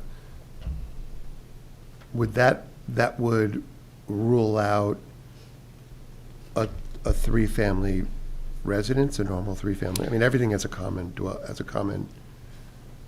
area. Yeah, It's so a any, hallway. any building that has any common area, like a three-family that has common area, would be affected by this. It doesn't affect 1 and 2 family homes, whether they're owner-occupied or not. They would still need to, at change of occupancy, they would get that fire safety compliance certificate when someone else moves in. But this is treating those 3-family and ups as they are, the state fire code sees them as commercial businesses. Yeah. Yeah. Because deputy, oh, go ahead, I'm Okay. sorry. No, but because these definitions of the non-life hazard use properties are established by the state, correct? Correct. Like, So they are use groups and types of uses. So life hazard uses, they actually register with the state. They pay their fee to the state. We do the inspection. We're the local enforcement agency. And then the state reimburses us. They keep 33% and they give us 66%. So that whole registration process and updating goes through the state, and then we perform the inspections. Non-life hazard uses, which is all handled locally, there are guidelines, and right, this later in the back of that, it establishes what the establishments are and the uses. That is, those definitions are defined by the state of New Jersey, the Division of Fire Safety. And the fees are guidelined at the state level. The fees the fees that we have are guideline, but we, the fire official used other towns as kind of a benchmark to say, look, I think it was over 10 years since these fees have been updated. So they really didn't reflect, what's been happening and as far as inflation and our cost of doing business. But again, in the past, like let's say for a 3-dwelling unit, a house, multifamily house, you're increasing the fees and then you're making it an annual where it would have been previously once every 3 years or something? It is an annual fee. It was on a cyclical basis, and some of it just depended on how our staff could get to those because they have to be done on a cyclical basis. So Okay. they'll probably get done every other year or every third year now. It just depends on the volume. Okay, I mean, I'm asking all this because I'm like literally looking at people who are in Yeah. the business of trying to keep, housing costs down. Right. And so every penny really makes a difference. So when we're going to do this, we should at least take a breath to know that there are consequences. but can I just, I'm sorry. No, go ahead. I'm just trying Councilor to get- Birmingham and then Deputy. Because crossed out in this ordinance here is it says the following fee schedule will apply to all annual inspections of non-life hazard use performed by the fire Can you just tell me what page you're on? Sorry. Sure, A I'm lot on of red page on this 2 of 3 at the Oh, top. at the very top. Okay, go ahead. And it is crossed out. It says the following fee schedule will apply to all annual inspections of non-life hazard. So the question is, were they paying an annual fee for an inspection? Like it seems to imply there was an annual fee. For an inspection. So if we inspected them on an annual basis, they paid the fee. Okay, Now they're paying a registration fee. okay. So. And I think we had looked at Bloomfield's, for example, and we're lower to my, I believe we're still towards the bottom of the Yeah. comparables. I have some of them here. I know it was Clifton, Bloomfield, I'm trying to see here, Orange, Patterson. So we kind of put ourselves in probably the lower tier of the comparable towns that we looked at. yeah, okay, thanks. Okay, Mayor, now I can go. Deputy I Mayor. have a few questions, thank Okay. you. I do, first of all, I do think that this is a good way of keeping track of, being up to date on the businesses. We have talked about this issue and better ways of tracking, changes in business owners and things, so I'm glad to see that. I just want to be clear. So I understand that this is now an annual registration. That's the responsibility of the property owner and occupant. Does that mean that there is still an inspection that's required, or is that's no longer required? We will perform inspections on a cyclical basis, but Okay. there's not another fee for that. Okay, okay. And then I just want to be clear, like how are new and existing property owners going to be, made aware of this, the change in this law? I know that the fire official is going to, so he couldn't be here, so he gave me some. I'm going to just read. Digital outreach, social media, newsletter, the township website. I know he'll work with our communications director on that. And also through interdepartment sharing, so code enforcement is in a lot of these places, so they'll be saying, hey, look, you have to look out for this. And it probably will take a year or two to kind of get the word out there. We're going to start in January. We're going to start the campaign as soon as this passes, if it passes. But, it's not going to actually kick in until January of 2027. And, there's any maybe even targeted mailing that the Fire Prevention Bureau can send out as well. Thank you. Who's doing this one? Okay, if there's no further discussion, Madam Clerk, will you please call the roll? Yes. Counselor Birmingham? Yes. Counselor D'Amato? Abstain. Counselor Harrison? Yes. Counselor Toller absent. Counselor Williams? Yes. Mayor Baskerville? Yes, thank you. Counselor Williams, please. Pending Ordinance 0-26-33, an ordinance to amend Chapter 27, Fire Department, Article 1, General Provisions, Chapter 153, Fire Prevention, Article 1, Administration and Enforcement, Chapter 157, Fire Safety Act Enforcement. I am going to open a public hearing without objection. And is there anyone present who wishes to be heard with relations to this ordinance? Seeing none, I'm going to close the hearing. Is there any discussion from council members? I didn't move it yet. Going to move. I found this on the web for any discussion from council members. It's always listening, right? All Anyway, the time. so Moving. moved. Second? Discussion? Seeing none, Madam Clerk. Deputy Mayor Anderson? Yes. Counselor Birmingham? Yes. Counselor D'Amato? Yes. Counselor Harrison? Yes. Counselor Toller absent. Counselor Williams? Yes. Mayor Baskerville? Yes, thank you.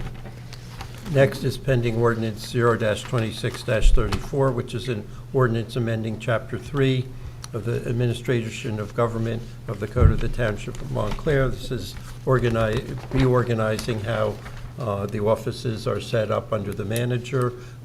Without objection, I open the public hearing. Is there any member of the public who wishes to be heard on this ordinance? Seeing no one, I move the ordinance. Second? Any discussion among council members? Just one. Yes, Deputy Mayor? Yeah, just a question, because I think there was a question related to this. Mr. Marks, the Department of Housing Services, there's no, I just want to clarify that the specialist is not Correct. the head of that department? Correct. Okay.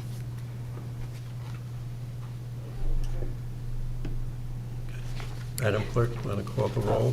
I'm sorry, my hand was up a little bit. I just have one question regarding the language for where it says Human Resources Program. Is there a reason we're using the program? I mean, something new with that versus just like the Director of HR?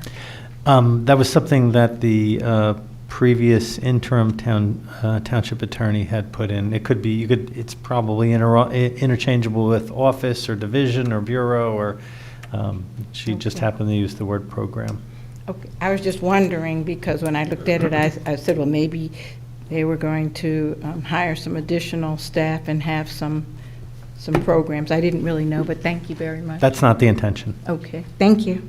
Any further discussion? Madam Clerk, want to call the roll, please? Yes. Deputy Mayor Anderson? Yes. Counselor Birmingham? Yes. Counselor D'Amato? Yes. Counselor Harrison? Yes. Counselor Toller absent. Counselor Williams? Yes. Mayor Baskerville? Yes, thank you. Counselor Birmingham, please. This is pending Ordinance O-26-35 on second reading. I'm going to open the public hearing without objection. And this is an ordinance to repeal Chapter 134, Article 3, single-use food and beverage items due to the state law preemption. And so, as we all know, we had passed last year the Skip the Stuff ordinance here in Montclair, and as of August 1st, 2026, it is now state law that food service businesses are prohibited from automatically including single-use plastic utensils, napkins, condiment packets, or straws in takeout and delivery orders. There's some other items as well that can be found online, but I will open the public hearing without objection now. If anyone would like to be heard. Okay, without objection, I am closing the hearing, and now I so move the ordinance. Second? Discussion? Madam Clerk? Deputy Mayor Anderson? Yes. Counselor Birmingham? Yes. Counselor D'Amato? Yes. Counselor Harrison? Yes. Counselor Toller absent. Counselor Williams? Yes. Mayor Baskerville? Yes. Counselor D'Amato, please. Pending ordinance O-26-36, an ordinance to further amend and supplement Chapter 51, Article 2, and Article 3 of an ordinance entitled Police Department, Amendment of the Department Composition, and I so move. Second? And I'm going to open the public hearing without objection. Is there anyone present who wishes to be heard in relation to the proposed ordinance?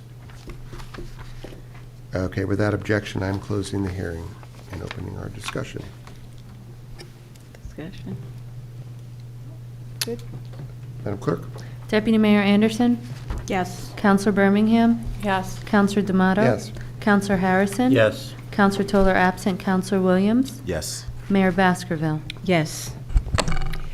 And that concludes the portion of our meeting where we were doing pending ordinance on second reading. We're now moving on to new business ordinances. And Deputy Mayor, if you'd start with letter K, please. An ordinance to amend Chapter 65, affordable housing of the Code of the Township of Montclair, New Jersey. And this is an ordinance that seeks to clarify administrative agent fees.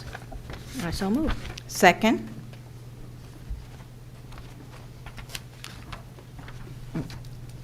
Counselor Harrison. I have questions. And I don't know, if were you able to reach our affordable housing?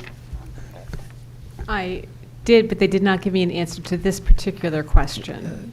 Okay, so I guess I have a couple of concerns. One is we're referencing a model ordinance promulgated by Fair Share Housing Center, and they're my friends. I've spent 20 minutes on the phone with them where they were very helpful to a client today, but I'm not sure. I'm trying to understand what is the statutory basis of our doing this. And then my secondary concern is Councilor D'Amato's concern as to these are costs that affect the availability of affordable housing, and I'm concerned with doing this so these fees are being set administratively rather than by the council. Okay, and these fees have actually been part of our administrative agent process for the past 6 years. CGP&H would sign a contract with us for the fees to administer our program. They also had contracts with the landlords to split the cost for managing it and marketing the units. But there was never an ordinance to that. It was just part of the contract and how they operated. The new, and I don't know where it says, and I looked through the amended Fair Housing Act, I looked through the Uniform Housing Affordability Controls. I couldn't find specific language for this, but it is in the model ordinance that was promulgated by the Fair Share Housing Center. because I think it's fair. We've been charging these in the past, so I added it to this ordinance with the additional requirement that we post it, because it's something that comes up every year. And rather than amend the ordinance every year, I think I put language in here that the township shall post the fees that will be charged to landlords to administer their portion of the affordable housing administrative agent's costs. Do we have examples of other townships that have done this by ordinance? I do not. I like doing things that are authorized by statute is what I like doing. So can you give me an example so that I can better understand? How would you recommend that we do this? Well, it's, the question I asked is there statutory? I like Director Talley, could not readily find Right. something in either the state regulations or the state statute that Okay. said municipalities get to do this, so. that- Right. That I thought was going to be an easy fix. I just replaced the model ordinance with NJAC whatever, and I couldn't find that. I mean, if it makes you feel better, there's no urgency to do this. I'm just trying to keep our costs down. I So- understand the purpose. So we can table it to the next meeting, and I can try and find out more information in response to your questions. Yeah, I have another question, which is, these fees are changing as a result of this, correct, or not? No, we've been doing this has been practice, common Yes. practice for the past 6 years. It's just legitimizing it by putting it to our ordinance. And in practice, every year we get a contract with our administrative agent. Right. And these fees would be part of that contract and the proposal and the contract that we sign, and it would be posted on our website so that the landlords all know what this is the fee. So it's not set, this particular fee is not set, just like the fee that we Right. pay the administrative agent is not set by ordinance. It's something, it's part of our contract. Right. And now what if ACS already has a forward contract with a landlord? They do. But this would not change that. No, it does not change it. It just, again, I think it was the recommended practice from the Fair Share Housing Center is to put this language in your affordable housing ordinance. So that's why, and I agree, I think if this is the practice is to share the costs of the affirmatively marketing those affordable units, is to include it in our ordinance, and I think it is fair to post the amounts on our website. And so, I'm sorry, if by tabling this, right, I mean, I don't get it. So even if no one else has done it, then does that mean then you would back down and say, okay, because no one else did it, we're not going to do it? I read it, and maybe I'm not understanding or anything, but I didn't have a problem with that. So I'm just trying to understand why we would table it because no other municipality has done it. I'm just trying to give myself more time to respond to Councilor Harrison's question. So what would be your next move? So if you look and find out no one else has done it, I mean, we've always been Right. the front runners and done some magnificent things here. I'm just trying to The- find out, what will your next move be? Yeah, the issue is I got the questions today regarding this ordinance, and I reached out to our affordable housing attorneys on this question and many others, and did not get a response on this particular question. Mm-hmm. So if we have more time, I might be able to Get an answer answer. that question Okay. and also do some research to find out what other municipalities have done. I mean, I know it's commonly provided, Yes. included in administrative agent contracts with Yes. municipalities. I just haven't seen it as an ordinance, Okay. as recommended by the Fair Share Housing Center. Okay. My bigger concern Thank you. is the statutory. Counselor or Harrison? statutory Of course. Gotcha. Authorization. Deputy Mayor, you're in the ready position over there. Anything? No, I mean, Okay. I like you, Mayor, I didn't, when I read it, I didn't have an issue with this per se. Doesn't say, the ordinance doesn't specify the fees, it just says who's responsible for payment of the fees. But, I don't have a problem with tabling it until the next meeting out of respect for Counselor Harrison. Anyone else? Counselor Yeah, I'm D'Amato? sorry, I don't really understand. It would specify the fees. We would be specifying the fees so that there would be, which sounds like, I think that that's good. But we're not specifying the fees by ordinance? By ordinance. We're not doing that? By doing that by contract, and then you would be publicly advertising them. And posting it, I think the critical thing is posting it onto the website, so I can Yes, point out to the that's landlords who This have is what it affordable, is. this is what the fee structure is per this contract. Yeah. Which I think is a good idea, because I've Yes. heard that, but that there are different fees, that it is not I mean, uniform. the way we usually structure it is, it's a sliding scale depending upon how many units are in your building. So if there's 2 affordable units, it's a Right. lot less than if it's 10 affordable units. Counselor Harrison? Oh, I'm sorry, I thought your hand was... Anyone else? No, okay. So we're going to table this? That's what I'm asking. Yep. I move to table. Second?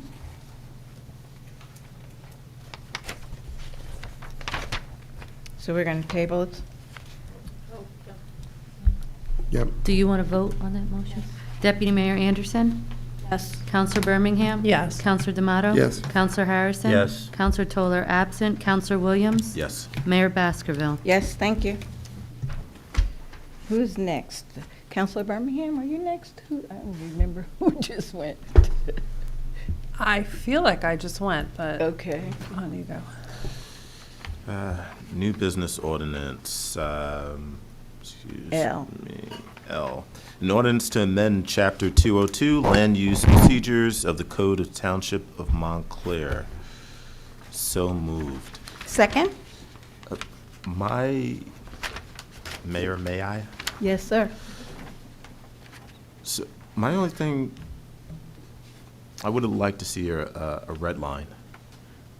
I don't know, Were there any changes? There were changes, right? Thank you. I don't know why it didn't show up as a red line. Thank you. The ordinance that I prepared was redlined. Mine's not redlined. You can share that. Is yours red line now?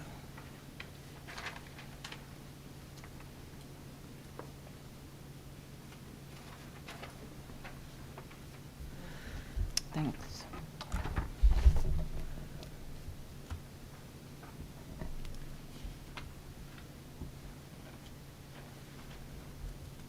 Oh, yeah, this is very helpful. This is the red line one, right? I don't know why, when it was uploaded to Granicus, it didn't show the red line version, because that's the only version I have. No worries. I mean, we have the information we need, but at least Yeah. there we can compare it. Right. But thank you for taking your time to do it. Can you clarify what is intended for number 7? Applications requiring board engineer review? It's not $1 million, right? Number 7. Oh, okay. Wow. Yes, that's just increasing the fee, because the engineer's costs are, right now, the ordinance says the escrow collection for the engineer review is $750. We're just increasing that to $1,000. $1,000, okay. Mayor. Yes, Deputy Mayor, please. Did you have a- Yep. I just, this is not substantive, but the copy that I have of the ordinance, I think there are typos, just in the word, in section B, in subsection 1 and 2, I think the word is supposed to be plan instead of plat, right? On C, it says preliminary plat. Plat is C. correct. Yes, I know. 202-27, section B, scope of reimbursed services, subsection 1, and then C, D, and E. It says, Yeah, she's just wondering the word plat. it just But says Your plat. Honor over here says it's the plat. It is a plat? Okay. is a plat. Yes. Okay. Well, I learned something You're new. doing a I'm with you, subdivision, that's what Deputy you Mayor, file. because I don't know what is a plat. What's a don't know. plat? It's when you it's called a plat, when you. It's a The plot plan plan. for a subdivision is called a plat. It's a technical term, P-L-A-T. Yes, okay. Not a, Okay, one, problem with what's there now, and because I do this all the time and just had a lot of fun with an applicant who is doing literally every type of fee other than a use variance. It says for amendments to approved plans, it says 1/2 of the escrow fee and 1/4 of the escrow fee, but it doesn't say which escrow fee. So like for final, it says 1/2 of the preliminary fee, and typically the ordinance will, but you don't know whether you're looking at the preliminary fee or the final fee for calculating the amendment. I think if it just says 1/2 of the preliminary escrow fee in both instances, that would Okay, make it yeah, that clear issue's for never, applicants who want to know which escrow fee they're looking at, and I want them looking at the bigger fee, was normally how it works. right, and that issue's never come up, but we can easily make that change, that it's the preliminary fee. And there's the typo with the extra dollar amount, the extra dollar symbol The on number 2B, minor site plan. Maybe we should just table this and clean it up for next time? well, Oh, we're good. We're good. It's really just, I mean, it's there. 2B. Yeah, Yeah. yeah. We just cross it out. Boom. Okay, so I should move to amend, make those changes? I'm looking at our, Yes, sir. okay. I move to amend the pending ordinance by in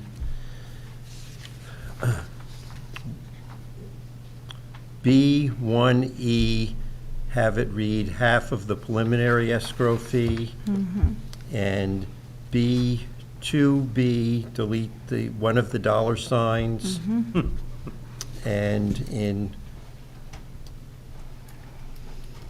B2F, have it read 1/4 of the preliminary escrow fee.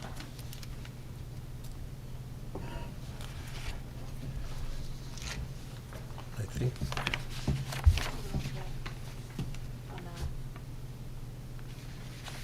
And this one, how about 7? We have to change 7 to the $1,000. Right, Just delete the 750. Yeah. Okay, great. A second? Discussion. Call the roll. Deputy Mayor Anderson, Yes. Counselor Birmingham, Yes. Counselor D'Amato. Yes. Counselor Harrison. Yes. Counselor Toller absent, Counselor Williams. Yes. Mayor Baskerville. Yes, thank you. And then I move to introduce the ordinance with those amendments. Second? Any discussion? Call the roll, Madam Clerk. Deputy Mayor Anderson, Yes. Counselor Birmingham, Yes. Counselor D'Amato. Yes. Counselor Harrison. Yes. Counselor Toller absent, Counselor Williams. Yes. Mayor Baskerville. Yes. Counselor Birmingham? Okay, this is new business ordinance. And this is an ordinance extending the affordability controls on 4 Washington Street, 33 William Street, 25 William Street, and 43 Glenridge Avenue.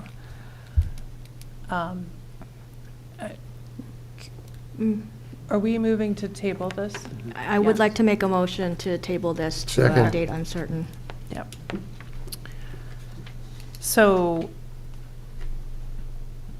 what do we need to do? Just vote on the motion. We need to, Madam Clerk, vote on the motion to table? Yes, ma'am. Deputy Mayor Anderson, Yes. Counselor Birmingham, Yes. Counselor D'Amato. Yes. Counselor Harrison. Yes. Counselor Toller absent, Counselor Williams. Yes. Mayor Baskerville. Yes. And just so the interested people there, this is to give Ms. Talley an opportunity to meet further with Home Corps and discuss a variety of issues, and We're thrilled to hear that, thank you. Counselor D'Amato, please. Letter N under new business ordinances. An ordinance to amend Chapter 341 Water, Section 34124, meters and remote registers of the Code of the Township of Montclair, New Jersey, And I so move. Second?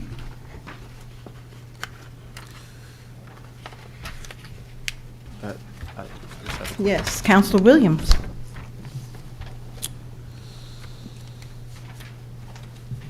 Sorry, I meant to email you and ask you this question.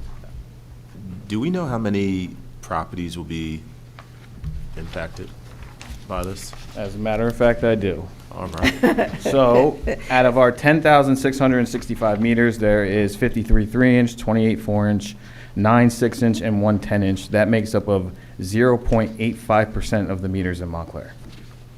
There we go. Thank you. You're welcome. Anybody else?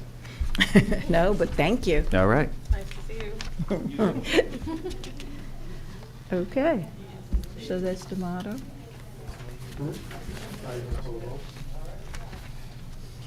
Deputy Mayor Anderson? Yes. Counselor Birmingham? Yes. Counselor D'Amato? Yes. Counselor Harrison? Yes. Counselor Toller absent. Counselor Williams? Yes. Mayor Baskerville? Yes, thank you. Deputy Mayor, please. Letter O. O is ordinance adopting a redevelopment plan for the municipal complex. Oh, I did it again, okay. This ordinance is an ordinance adopting a redevelopment plan for the municipal complex property. And this is comprised with the following properties. Lot 12, Block 2311, which is 68 North Fullerton Avenue, Block 2311, Lot 14, 205 Claremont Avenue, and Lot 15, which is 57 Park Street. I so move. Second. Counselor Harrison. Just there are a couple of, I think, just corrections to the redevelopment plan. On page 11, B refers to larger multifamily and office, and then the word buildings needs to be added, but C refers to multifamily and apartment buildings, and I would have thought, one, I'm not sure the difference between multifamily and apartment, but I would have thought both should say multifamily and office buildings. Right. Okay. I made that change. Yes. Counselor Birmingham, please. Janice, would you mind just explaining to the public what this is, the purpose of this? Sure. The township designated the township-owned properties here surrounding the municipal building as an area in need of redevelopment. Right now, one of these properties is in a residential office zone, and the other two properties are in a public zone. The purpose here is to create a redevelopment plan for all of these properties that envisions other uses for this property. As you know, we're talking about options to relocate the municipal building, and as part of that, this property and surrounding properties are part of the conversation. So this plan envisions this property being developed for a variety of other uses.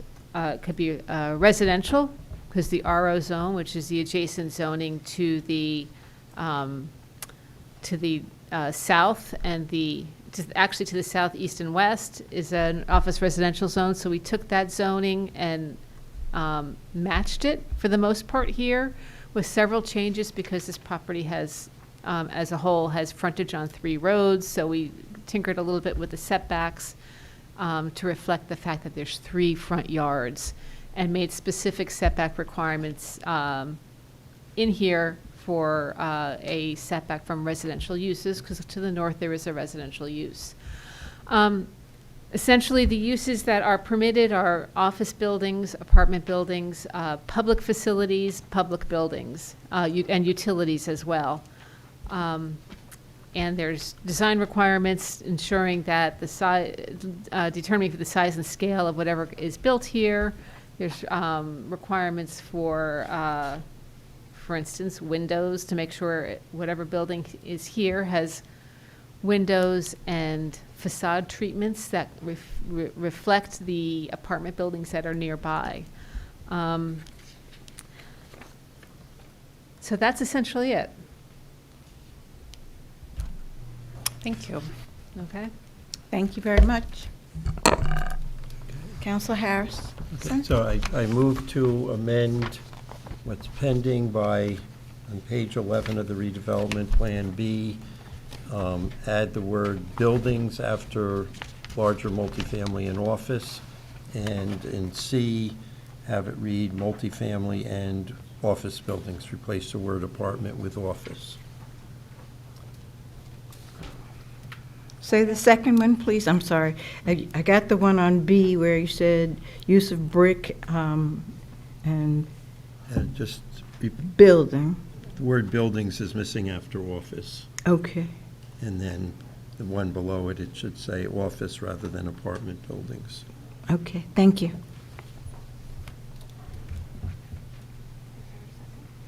I thought you were. Call the roll, please. Please. Deputy Mayor Anderson, Yes. Counselor Birmingham, Yes. Counselor D'Amato, Yes. Counselor Harrison. Yes. Counselor Toller absent, Counselor Williams, Yes. Mayor Baskerville. Yes, thank you. And I move the introduction of the ordinance with that amendment. Second? Deputy Mayor Anderson, Yes. Counselor Birmingham, Yes. Counselor D'Amato, Yes. Counselor Harrison. Yes. Counselor Toller absent, Counselor Williams, Yes. Mayor Baskerville. Yes. Is it Counselor Williams, please? Agenda item Q? P. Oh, No? agenda item P. I apologize, agenda item P. No worries, no worries. An ordinance amending Chapter 82 Animals of the Code of the Township of Montclair, New Jersey. So moved. Second? What? I don't even know who to ask about this. Who sponsored this?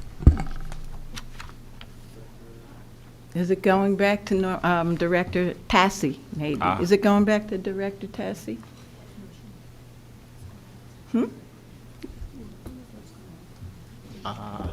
Thank Good you evening, very Councilor much for Williams. being here, Forgive me, I don't Director. have a copy in front of me, but I will try to answer your question. Okay. No, I just wanted to know what prompted this, the need for these changes.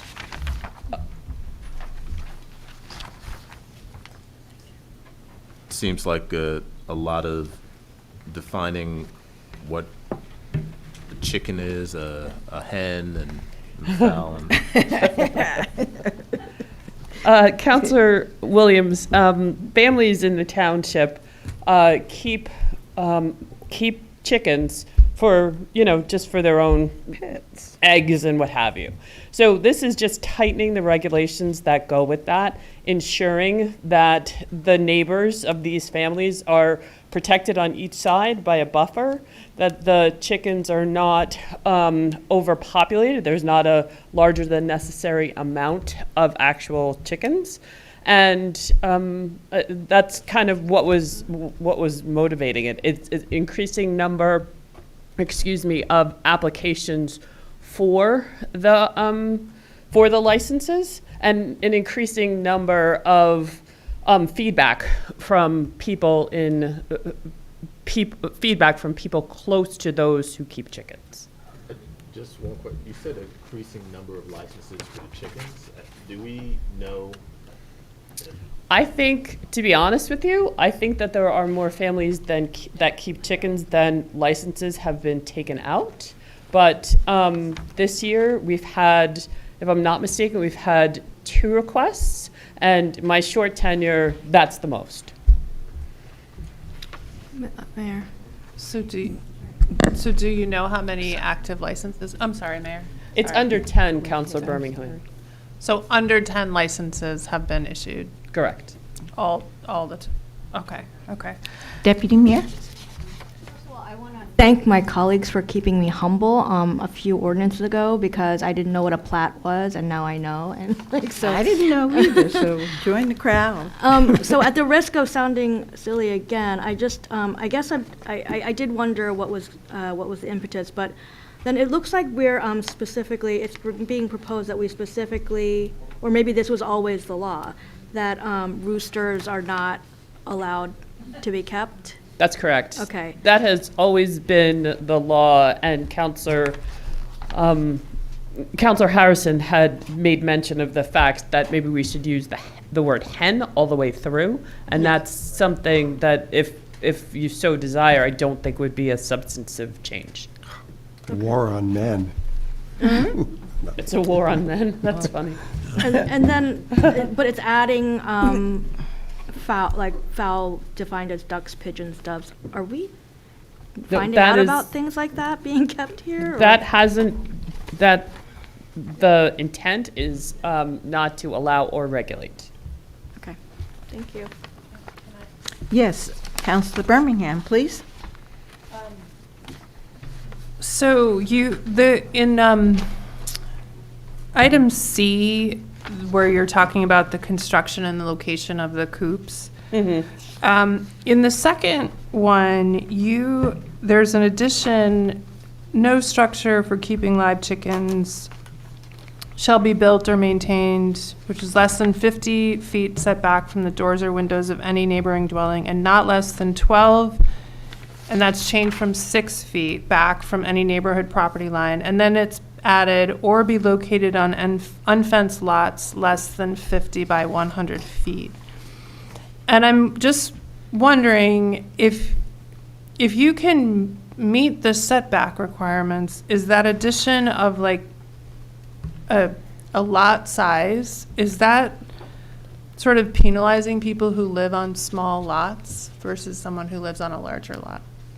I would not use the word penalizing. I would say it's protecting the neighbors on either side of a small lot. But if you can meet, so I guess my question is like, if there's a setback of 12 feet from a neighboring lot, if your lot is like 200 feet and you're still 12 feet, why, if your lot is smaller than that, like if you're small, why is the setback, if the setback's 12 feet, why does it matter how big the lot is? I guess I think the intent of disallowing chickens to be kept on something 50 by 100 feet or smaller is so that the neighbors on either side of that lot aren't disturbed by the sounds and smells of animals. Is it the fencing that should be required? So I guess to be located on an unfenced lot less than 50 by 100. So if you fence it, it's okay? I guess if it's a small lot? I am not actually 100%. I will get you some clarity on what's meant by that. My belief is that the 50 by 100 is meant to protect smaller property owners on either side of a small lot from a large amount of chickens and the attendant. Yeah, no, I results. understand. I'm just trying to figure out again, because like I guess, can you confirm? I'm just confused by if it's the fencing that's the issue or the size. Because are we saying that because you have a small lot you have to fence it, or are we saying because you have a small lot you can't keep chickens at all? Is what I'm not clear on from that language. Will you allow me to? Absolutely, yeah, absolutely. I just can't. I can provide the governing and I'm body sorry, some clarity I didn't have just time. on that sentence. Yeah, I tomorrow. should have emailed you earlier, and I didn't have No time problem. to. And then just this reduction from 25 to 6 chickens, that's like sizable. I can't imagine keeping 25 chickens, but is that something that, in your experience, is that most people have 6 chicken, around 6 Most chickens? people or- have under 25 chickens. The largest number that I've seen is in the teens, but most people keep 3 and 4. Okay. And then my last question, the people who already have existing coops, are they're grandfathered in? Like if they have I think them? there is some grandfathering language in here. If I'm not mistaken. I believe that's correct.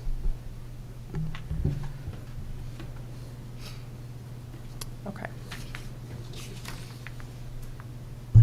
Councilwoman Birmingham, I believe the fence size has to do with the pen size.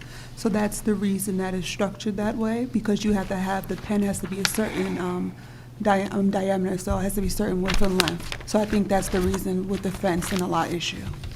I don't have the paper in front of me. I think you're right. So, but I just wanted to point that out. Okay.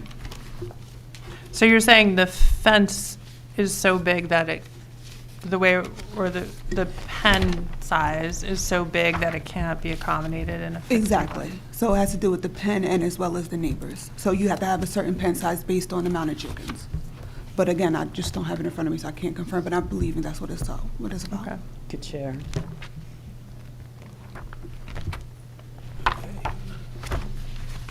Besides wanting to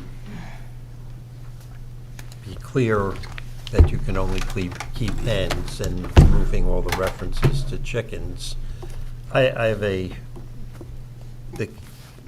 section 29.2 cancellation and revocation. I have a twofold problem with the portion that says after a public hearing before the Township Council. So the first part of that says that there's two violations, your license is terminated, which I have no problem with.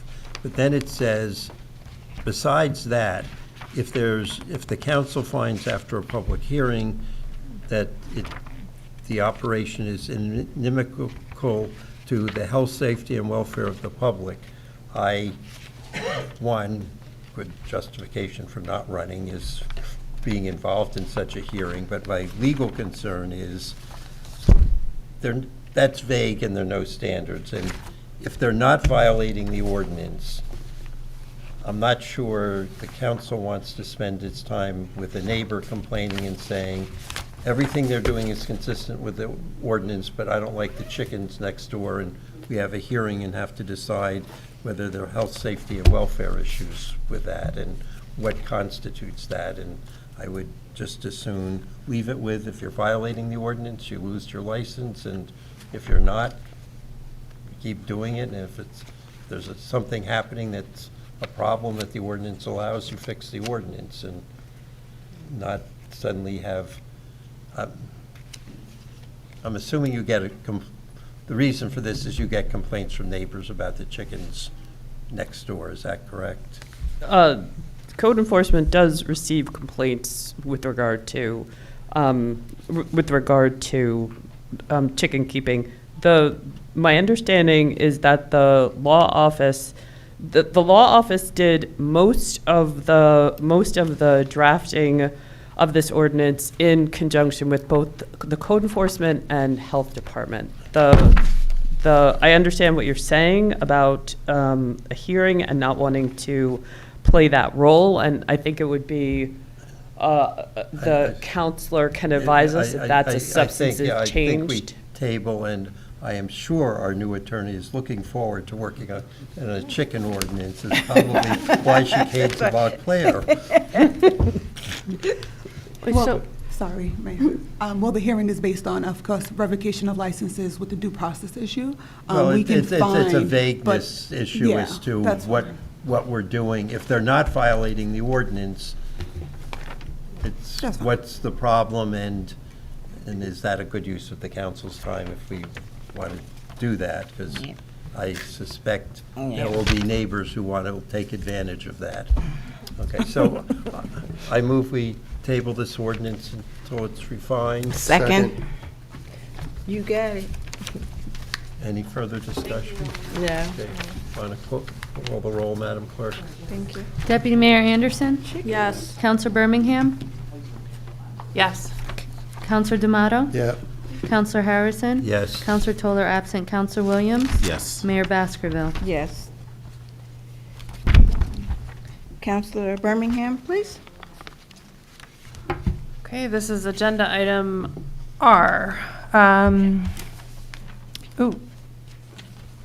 QR, oh my gosh, sorry. We're tabling the Church Street? Yep. Oh.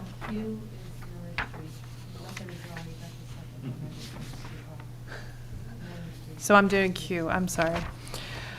Okay, this is an ordinance authorizing the acquisition of property known as 16 Miller Street, Block 3112, Lot 5. And I am going to move to table this. Second.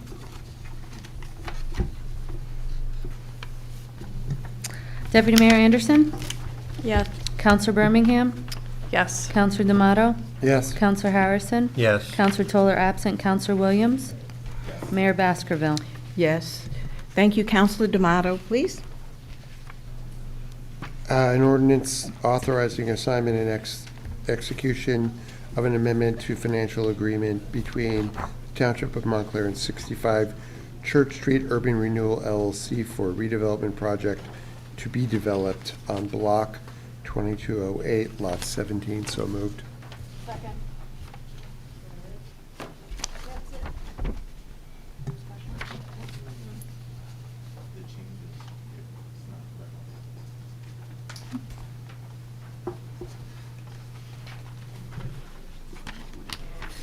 What changes is he talking about? Oh, Previously brought before us, and we asked for some changes, Yeah. but can't tell what the changes are. So this ordinance is about, push it on thing again. okay, I keep forgetting. The council had previously requested some changes to the existing financial agreement, and I think council members want to know what has changed. Okay, I have a memo, because the attorneys couldn't be here, but I have their memo about what the changes are to the financial agreement. They added a definition for annual gross revenue. I can read that to you if you want.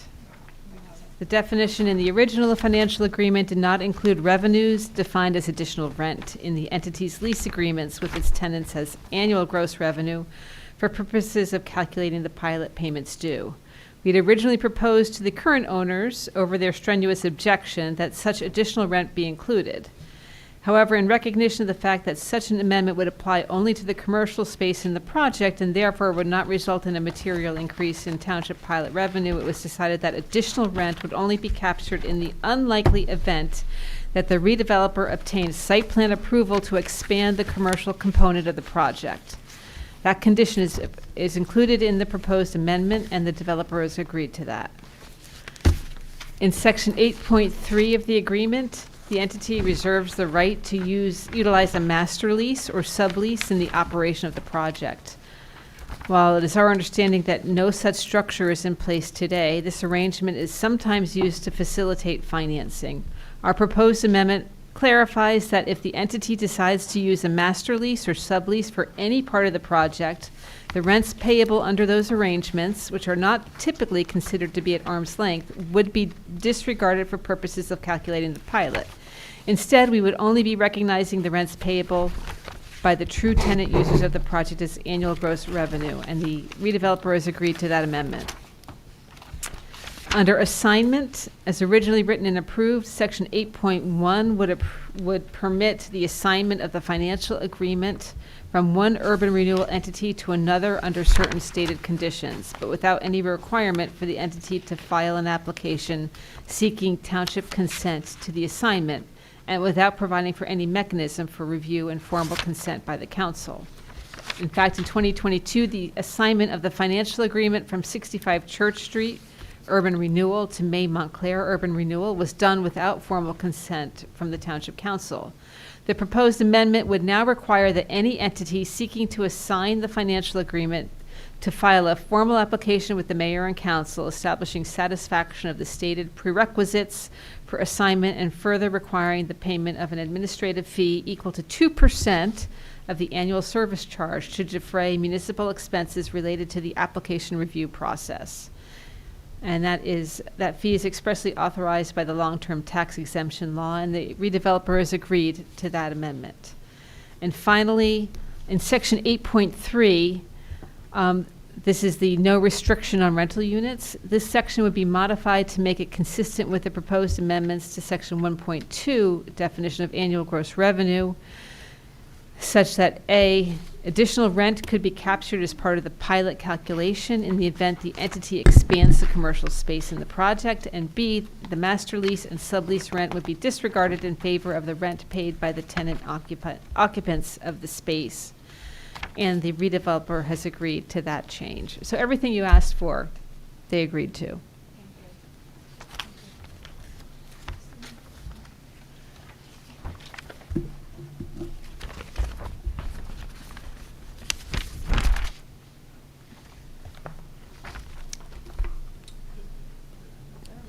Which one?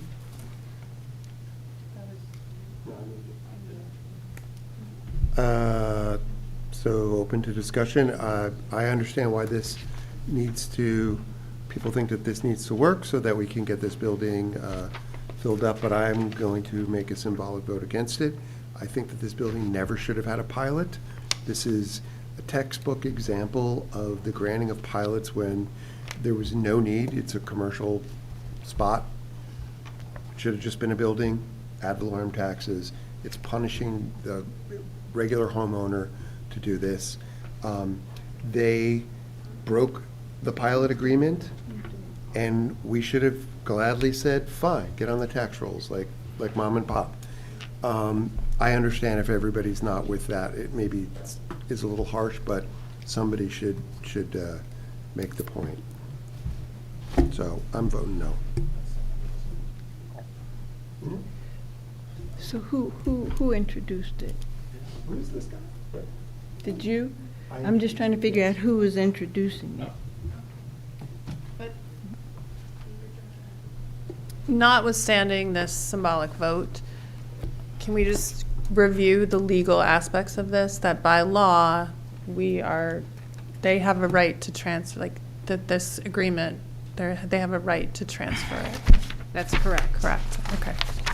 I just want to be clear to the. That is not what I'm voting against. I voted for a I transfer, understand. before of pilots that were, this one, they just walked away from it, the previous owner.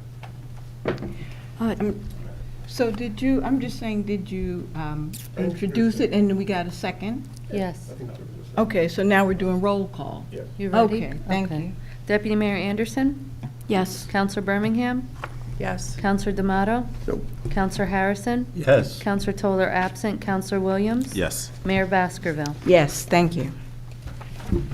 Okay, and so now I'm going to switch this around because I had asked that that be last on the agenda, these discussion items, and we're going to go to the consent agenda. Does anyone have anything that they'd like to have pulled from the consent agenda? Please let me know now. If not, maybe we can get through the consent agenda and get to the discussion items fairly rapidly. 6, 12, and 19. 6, 12, and 19 are coming out. Anyone else?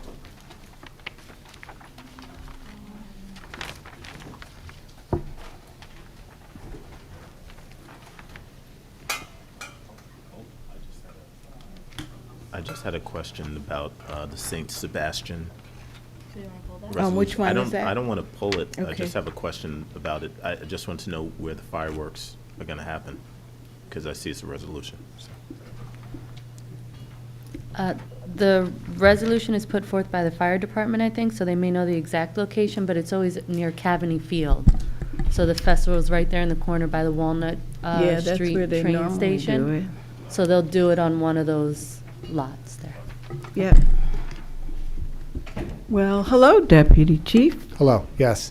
So, as per New Jersey Fire Code, they have to file a permit for the fireworks as well. But then they also have to, just in Montclair, they have to have a resolution passed to approve it. So they've got their permit. Part of that process is then they have to have a permit inspection, and it usually is at the field.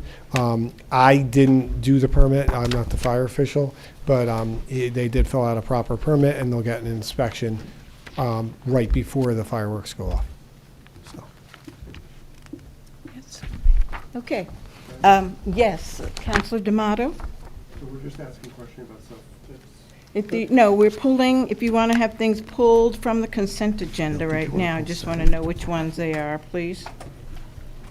So far, I have 6 and 12 and 19.7, okay? And so on the, I don't see them where they are on here at all, but there were some items on the agenda, and I guess I'm calling them 27 and 28 and 29. And that would be the 3 individuals that wish to be appointed to the PRCA, the 1 individual that is wishing to be appointed to the Housing Commission, and then there was one person being considered for the Civil Rights Commission.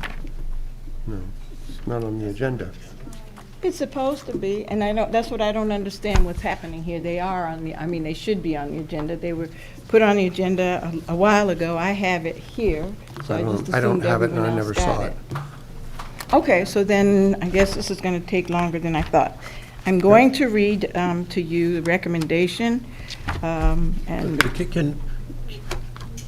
Can we do the consent ones first and then do the discussion? nope, I'm going to tell us about these because I don't know what's happening and why they aren't on the agenda. So Sean Hunter comes to us and she's wishing to be appointed to the Housing Commission. She's got an MBA, she's got community development, and she's got 20 years of finance, legal training, real estate, landlord, tenant law. Yes. Yeah, we can, but I don't understand, what's going on, because I got this, and this should have been on the agenda, so I don't know what's going on. Yes.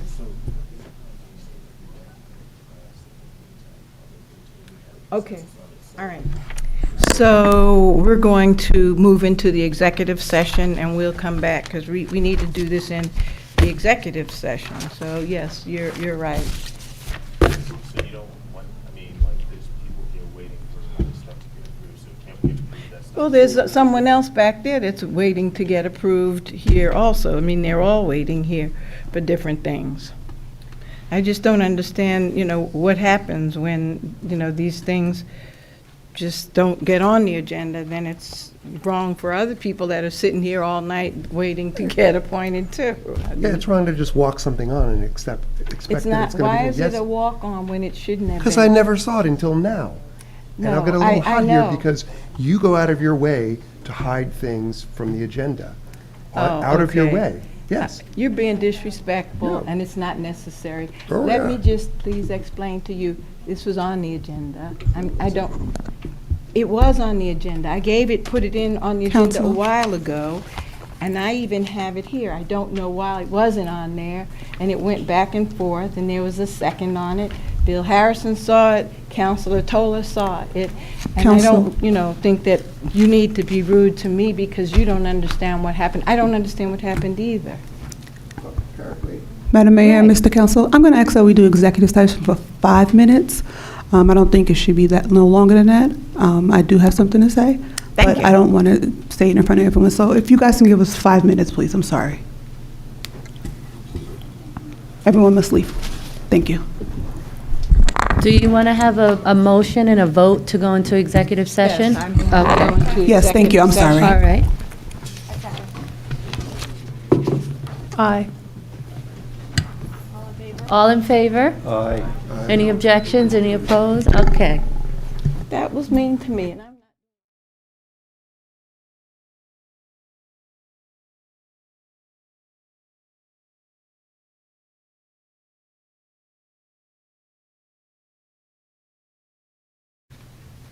And I don't think it is filed in what I'd like to make a motion that we exit from the executive meeting and return to regular session. Second. We are not going to be discussing the committee appointments this evening because they were not, in the Sunshine Law, they were not posted, and so legally, we can't move forward with those appointments this evening. And so we're going to move on to we E. the... should vote on. Yeah, and so we're going to move on to the consent agenda. And I so We have a move. motion to get out of closed session. That's We what need I to- said, yeah, we need to but you're vote on still it. talking, and I'm finishing, okay? I said I'm making a motion, and I was explaining to them why I'm making a motion that we're going to move on. So is there a second? Second. Madam Clerk? Deputy Mayor Anderson? Yes. Counselor Birmingham? Yes. Counselor D'Amato? Yes. Counselor Harrison? Yes. Counselor Toller absent. Counselor Williams? Yes. Mayor Baskerville? Yes. From the consent agenda, I'm taking out 6, 7, 12, and 19. Anyone else? Yes. May I just clarify? I did want to say that on the revised agenda, the yellow, I see an item number 26, but I don't actually see, unless I'm just missing it from my papers, I don't see the actual document.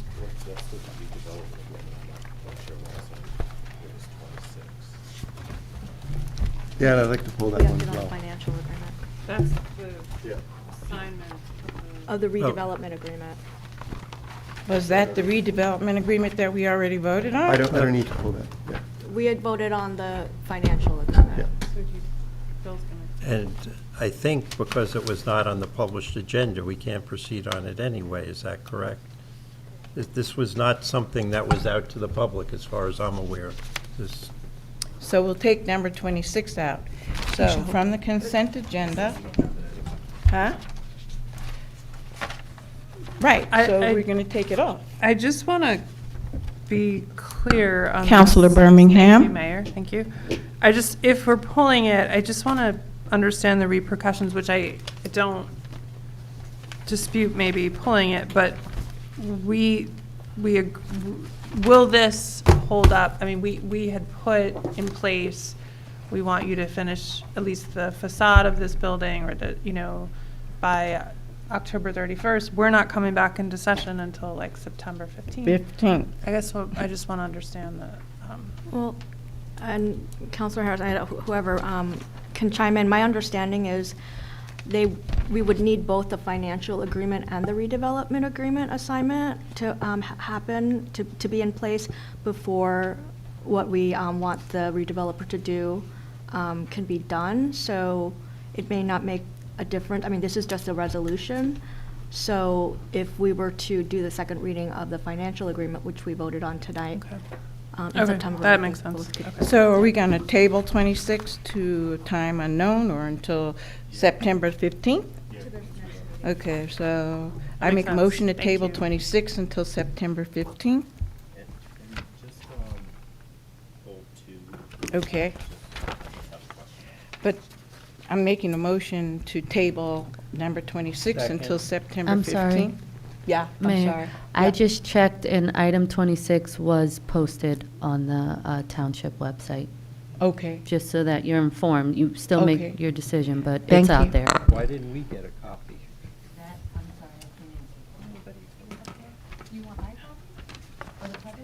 None of us have it, though. So, yeah, I made a motion to table number 26 until September 15th. There was a second, Madam Clerk, please. I'm sorry, Mayor, who was the second? I did. Okay. Deputy Mayor Anderson? Yes. Counselor Birmingham? Yeah, I just, Susan, Counselor Anderson, Deputy Mayor Anderson, Jan Anderson, what you said, I just want to be clear that it really won't impact movement forward on at least the outside of this building, because we are now, okay. Yes. Okay. Counselor D'Amato? This is to table? Yes, this Oh, is yeah, the table. yes. Counselor Harrison? Yes. Counselor Toller absent. Counselor Williams? Yes. Mayor Baskerville? Yes. Okay, I make a motion that we vote on the consent agenda 1, 2, 3, 4, 5, 8, 9, 10, 11. Everything but 6, 7, 12, and 19? Yeah, 13, Okay. 14, 15, 16, 17, 22. 18, It's 20, off here. 21, 23, 24, and 25, and I so move. Second. Madam Clerk? Deputy Mayor Anderson? Yes. Counselor Birmingham? Yeah. Counselor D'Amato? Yes. Counselor Harrison? Yes. Counselor Toller absent. Counselor Williams? Yes. Mayor Baskerville? Yes. Now we're going to go down to consent agenda number 6, and someone had that pulled. Discussion, please. Was that? It's me. I'm reading my notes.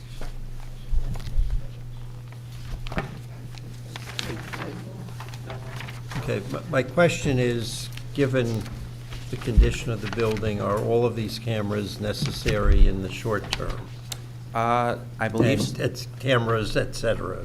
I believe so. As I mentioned before to Mr. Marks, that these cameras, access control, panic buttons, horns, all can be relocated. The only cost would be cabling in the potential new building if we were to relocate. These items have a 10-year useful life and a 10-year license, a software license, so, and they're portable. So with the exception of the actual cabling, which would be the sacrificial element, everything else could be moved and reused. No, there would be $132,000 of labor that would be lost. True. That is true. That's a lot of money.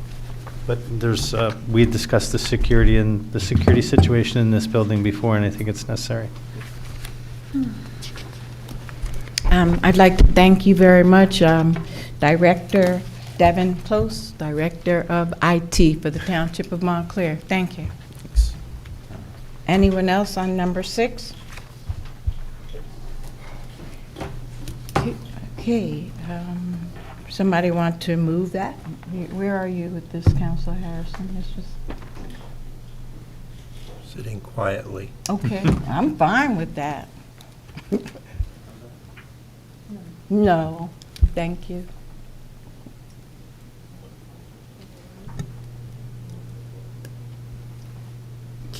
Devin, would you mind just describing, like, there will be cameras and there's security cameras, but like the data retention or, you know, for people, because we do hear a lot about like surveillance and questions about that, but so can you just describe where this will go, like where the footage goes, where, you know? So the cameras themselves actually have a 30-day retention. So video footage is stored up to 30 days, and then it's also uploaded onto the cloud, Verkada Cloud specifically. And typically, you can set the retention hold from a 30-day period to a 60-day period to possibly a 90. It's extendable. Ideally, at least for the municipality, I would go with a 30-day period, so that way we're not constantly saving or archiving the data. And it's a case-by-case situation. So within that 30 days, if there is an incident, we can archive those situations and then obviously involve the police department to document and then also create what's called an incident report and save that potentially, but 30 days retention on camera and then also on the cloud. So it really just depends on the situation. Did that answer your question? Yes, and we can put like a sign that lets people know that I was actually talking with our paralegal before inviting the new lawyer. I believe that would be advisable, specifically outside of the building, because in this proposal I also included LPR cameras, license plate readers, because there have been situations where incidents do occur outside, and we want to make sure we have the most information to at least, how should I say it, be prepared to document that situation if need be. So we can have those signs going forward, inside and also outside of the building as well. Can you repeat the part about the license plate readers, please? So the specifically 2 cameras that were added are going to go, if approved, would be on that side of the building as well as that side of the building. Just because although you do have camera footage, it's not in the best. License plate readers will allow to at least capture the footage and also obtain the data of a vehicle, and within that same time frame, it is a 30-day period that it does retain that storage, and also adjustments can be made, so we can have it 7 any other time, but there have been incidents from what I've seen, even prior to me becoming a director of IT, where people have not been able to provide such information for police reports. So in avoiding that being a problem in the future, I would like to at least provide that to be an option for not necessarily us in the municipality, but for the public if there are events that occur. There's been numerous hit-and-run acts, not involving like pedestrian hit-and-run, but I mean, like sideswiped cars where damage has been done to vehicles, and because we have no, cameras outside whatsoever, there's no record of, who was there, how it happened, or just people, sustain damage to their vehicles, and unfortunately, there's nothing that could be done about it. May I?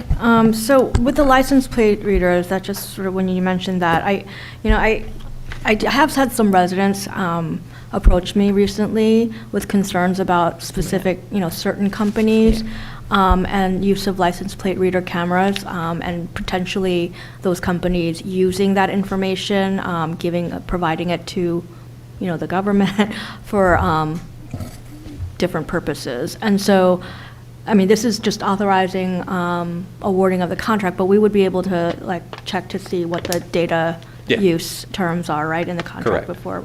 That as well as checking any audit logs for any changes or views or from other yes, we can. Okay.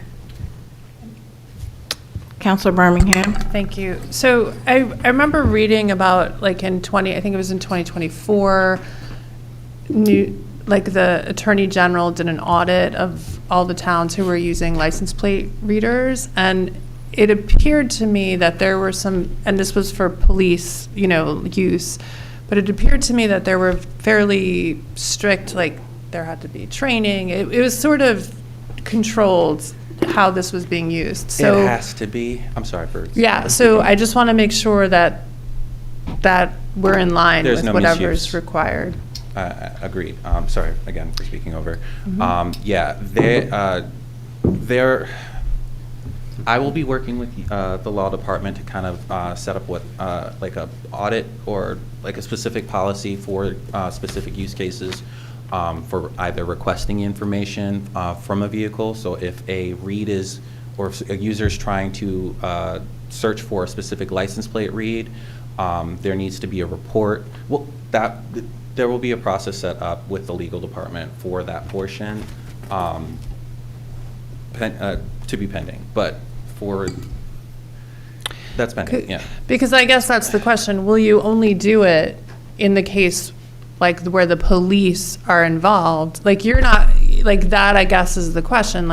Is it that you're going to be hey, I want to, and I don't mean you know what I mean? But if a lay person, a non-police person, what would be their right to look, at the license plate reader? Unless, when you're talking about a hit and run, that's a potential crime, so you're involving the police may come and look at the license, otherwise, what is the right for someone else to be accessing the license plate reader? What, for outside of the police department? Right. The only use case, I'm sorry. No, this is going off your question. I think just because you have a license plate reader, it's picking up the license plate, but it's not searching. I don't think that you can just go against and search. databases. No. Yeah, they would have to go to the police department, and the police department would have to utilize their tools, I would assume, to look up. That is correct. That the database is locally saved, at least for that camera, as well as for the cloud-hosted environment. But that database does not get sent to any state or police department unless an investigation is done specifically by the police department. It's just capturing the So image it will and not saving be used unless in conjunction with a crime. Correct. And actually, Other than that, no one else will be able to access them, like you or these other people, anyone else other than the police? yes, but we'd have to set it up that way. Verkada actually has integration with Axon, which is what the police department is currently migrating, or actually in the process of migrating their vehicles to. So in the event that there is an investigation, we can create what's called an incident report on Verkada, and that incident report can automatically, including the footage, can automatically be sent straight to an Axon database for their review. So I could, to be quite honest, do not want anything to do with the license plate reading or information. It's just only for police, for safety and security concerns. And just to chime in here, what, I think we're talking about two different things. One, we're talking about a camera, and we're talking about stuff that you can just walk outside and just see, right? And then the other aspect of it is, can you use that information that you see to identify someone, which it seems like there's a wall in between, you know, just seeing the license plate and being able to identify someone. So that's, I just want to make that distinction. That information, it only identifies the object, not it does not tie it to the individual unless that information, again, gets sent to the police department for further research. It's only capturing the event and the object, saving it within its database, and unless you have the information to link it to a state data, like the police department, there's no intention there's no misuse that can be done, at least from that perspective, without police department being involved, or there's no misuse.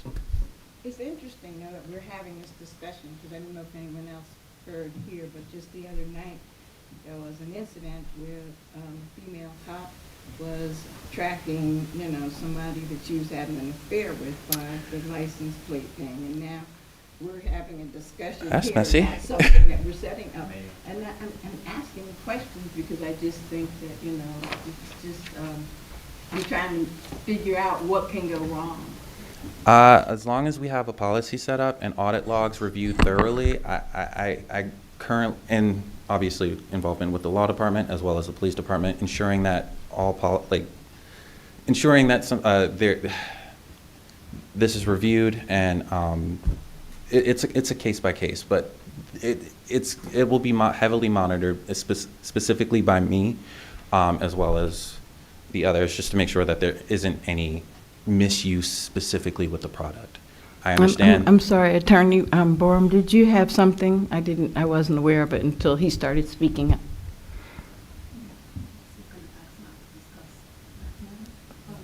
To discuss what matter? We'll get into it. Devin, is there a possible way where we can not use that particular camera, license and reader cameras, and just get regular cameras? We can also do that as well. I think that may be the best option. Okay. What was the okay with Mr. ask, and Marks? what are we going to do now? She asked if there was a possibility to potentially use other cameras, if this would be a concern for this building, to use the license plate readers, and I said that we can obviously make that change later on if there's a high concern for the LPR cameras being used. I think that would be a good idea, because I would be much happier if the policy was developed first. Yeah. Understood. Before we installed it, so I would like to move to amend the resolution to delete the two, I believe it's two license plate readers. Yeah, second.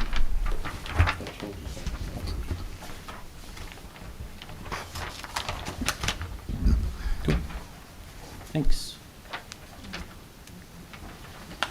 Thank you, Devin. Thank you so much. And now what, we're going to make a motion?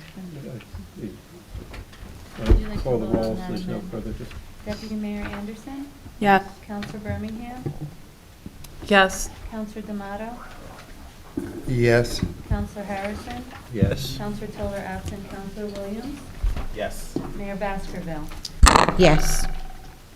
Is there a motion to adopt the resolution? as Motion to amended? adopt. Second? Deputy Mayor Anderson? Yes. Counselor Birmingham? Yes. Counselor D'Amato? Yes. Counselor Harrison? Abstain. Counselor Toller absent. Counselor Williams? Yes. Mayor Baskerville? Yes. Okay, we're moving on to consent agenda item number 7. Please, whoever asked to have that pulled. That's more with the Millennium Communications Group. Yeah, I just have some questions about this, which I think Councilor Harrison was also interested in, why we're choosing Webex to expand on. So Webex, it's specifically a hardware license to be able to use the device. You can use Microsoft Teams, Zoom, or Webex for the device. Specifically, it just allows for you to be able to use, the device requires a SIP license in order to be able to use those services. And it also integrates with our existing phone system that that was a part of the network modernization project with Millennium Communications Group, as well as it has the same setup and infrastructure as the existing conference room. So it's just extending those services onto another room and replacing the end-of-life device that is in the conference room as well. Does that answer your question? Yeah, I guess. Now, we have gone back and forth a lot over remote public comment in this room, and we had discussed very briefly some time ago, because we haven't actually had a communications committee meeting for far too long. But have you determined whether or not that would be the platform that would be good for audio-only public comment in this chamber? I would prefer Webex as it's one system, one platform. However, I'm not opposed to using other options. We currently utilize Zoom, Teams, and Webex for our meetings here. I would prefer Webex personally. Okay. Have you watched a Board of Ed meeting here? Here, no. Other towns, yes. Okay, because they use Webex seemingly to good effect. Yes. And from the perspective, at least having the mayor and council meetings being a remote, is that what you're referring to? Remote comment, so that if people call in. Yes, I did inquire about that. We actually do have a proposal for that. However, I wanted to hold off a little bit, at least for a bit, because there have been conversations that we might potentially be relocating. Yes. And it's a bit of a big project. I would like to revisit it at another committee meeting when you guys are available. Thank you. Deputy Mayor and then Councilor Harrison. Is the title of the resolution incorrect for item 7? It looks like the same title as the resolution for item 6. What's the question? Number 6 and 7? Yeah, the actual resolution looks like it has the same exact title. They're not the same. Maybe it's just the copy I have. No, mine are different. Oh, at the top. Yes. Second page, yeah. R26. That's okay, we'll make it match the agenda. Okay, thank you. Councilor Harrison? Okay, my question was partially answered, but now I'm even more confused. Okay, so the resolution we have says $291,510.15. Then, and the certification from the CFO says $48,000. The memo that's attached refers to $48,000. Then when I asked about the discrepancy, I got an answer saying the number should be $300,000. For the Millennium, sorry. Which is different, and how much money are we authorizing? So I had one of our my coworkers upload the Granicus, upload the memo and the COF for both proposals. I verified at least that I sent her the correct information. However, there might have been a duplicate uploaded onto Granicus. However, for the original, because the add-ons were for the LPR licenses, which was for the 291 that you specified, which with that change, it results to the $326,000. So I have, that's the most updated one, and I actually believe this should be for the memo, you were saying? I'm sorry, I still don't understand. So for the one that we just voted on, which is the comprehensive security system, that's $300,000. That is for 300. Is the memo saying different, is what you're specifying? No, I'm trying to Okay, so 6 was $300,326. Correct, We just approved that minus 2 cameras. correct.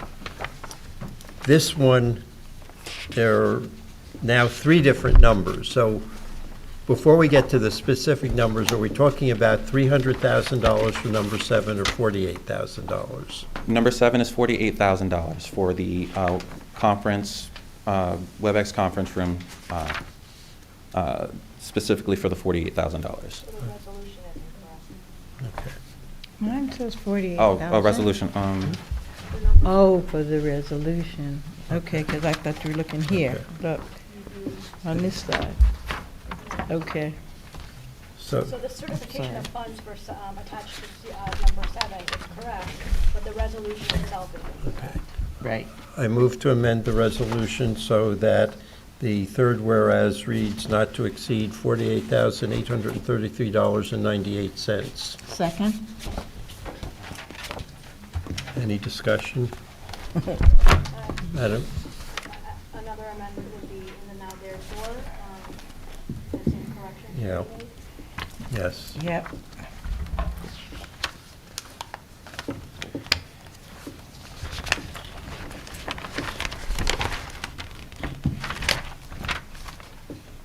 Madam Clerk? Deputy Mayor Anderson, Yes.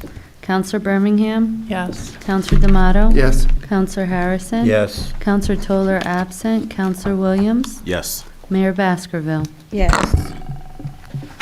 Next up is the consent, You need to make a motion. Yes, I move to Oh. adopt the resolution as Second. amended. Okay, Deputy Mayor Anderson, Yes. Counselor Birmingham, Yes. Counselor D'Amato. Yes. Counselor Harrison, Yes. Counselor Toller absent, Counselor Williams. Yes. Mayor Baskerville. Yes. Moving on to consent agenda number 12. I just have, it's really a partial question, partial statement. It's, the scope of services was for 15,000, the resolution's for 30,000. I know this is going to cost far more than 30,000 by the end of the day unless Chevron miraculously says, we'll take care of it all, but that's not going to happen. So I'm just curious as to why the 30,000 number and just. Sure. So the proposal for 15,000 is their best estimate to get us through the next Right, I step. mean- However, it's going to be multiple years, so this gives us the runway to have this LSRP on staff for as long as it takes to get this issue resolved. And then I would go into more detail, but there's, You're going to be in 6 digits before you know it. Just my experience with LSRPs and right. the scope of services is likely to grow rather than shrink, as to. Correct. Unless Chevron is amazingly cooperative. Right. But I'm dealing with them on another site, which they're not amazingly cooperative. No. I don't disagree. Is that it? Yeah, I move the resolution in number 12. Second? Deputy Mayor, second that. Madam Clerk? Deputy Mayor Anderson, Yes. Counselor Birmingham, Yes. Counselor D'Amato. Yes. Counselor Harrison. Yes. Counselor Toller absent, Counselor Williams. Yes. Mayor Baskerville. Yes. Okay. Okay. Item number 19, please. We were asked to have that pulled.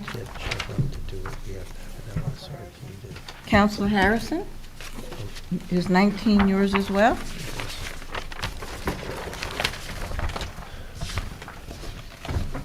Yes, I just have, so we're awarding 3. Vendors came in and bid for 2 of the 4 spots. We awarded 2, and then 2 vendors applied for one of the spots. We gave that to one of the vendors, and then we gave the other vendor the 3rd spot. And I'm questioning how we did that. I also have a question, which are I know the 3 spots that they've been using this year, but I don't know A, B, C, D. But there are some practical differences between the spots, and I'm trying to figure out if they bid on one spot and we're saying, okay, you're getting another spot that no one bid on, and how we decided which of the 2 vacant spots they were getting. I will have to look into this and report back, so if you want to I keep it on hold or table. Well, don't we need to do this before the school year starts? Yeah. This is, yeah, we're Yeah, gonna have I- another meeting. I could still investigate and report If back. you at could the- get back yeah. as to it strikes me as a little unusual way of doing this, but if none of the 3 are objecting, we'll be okay. So, but wait, sorry, I don't quite understand them because Cilantro Lime bid, and then and they both bid on space C. So Ann's Catering won that space by random draw, and then it says, be it further resolved that one opening remaining vendor space, space B, will be available on a first-come, first-served basis. So what happened to Cilantro Lime? Like, what spot are they getting? Or they're not getting any? Because it's like, A is going to Thomas Carrera, C is going to Ann's Catering, and then it says that B is open. T is going to Cilantro. Sorry. Gosh, you're saving me already, Madam Attorney. This is like, thank you, everyone. I'm just A, B, C, D. I had to make sure Cilantro Taco would be there, asking for a daughter. We finished 19? Yeah, I move approval of number 19. Second? Deputy Mayor Anderson, Yes. Counselor Birmingham, Yes. Counselor D'Amato, Yes. Counselor Harrison, Yes. Counselor Toller absent, Counselor Williams, Yes. Mayor Baskerville. Yes. Okay. Okay, next up, we're going to have discussion item, noise ordinance. Whoever wishes to lead us through that discussion?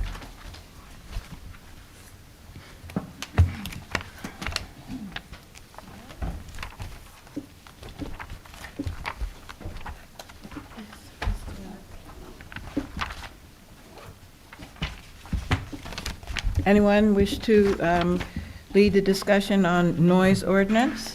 If not, we can move on and have the discussion Okay, on tree ordinance. We should discuss for a little bit. I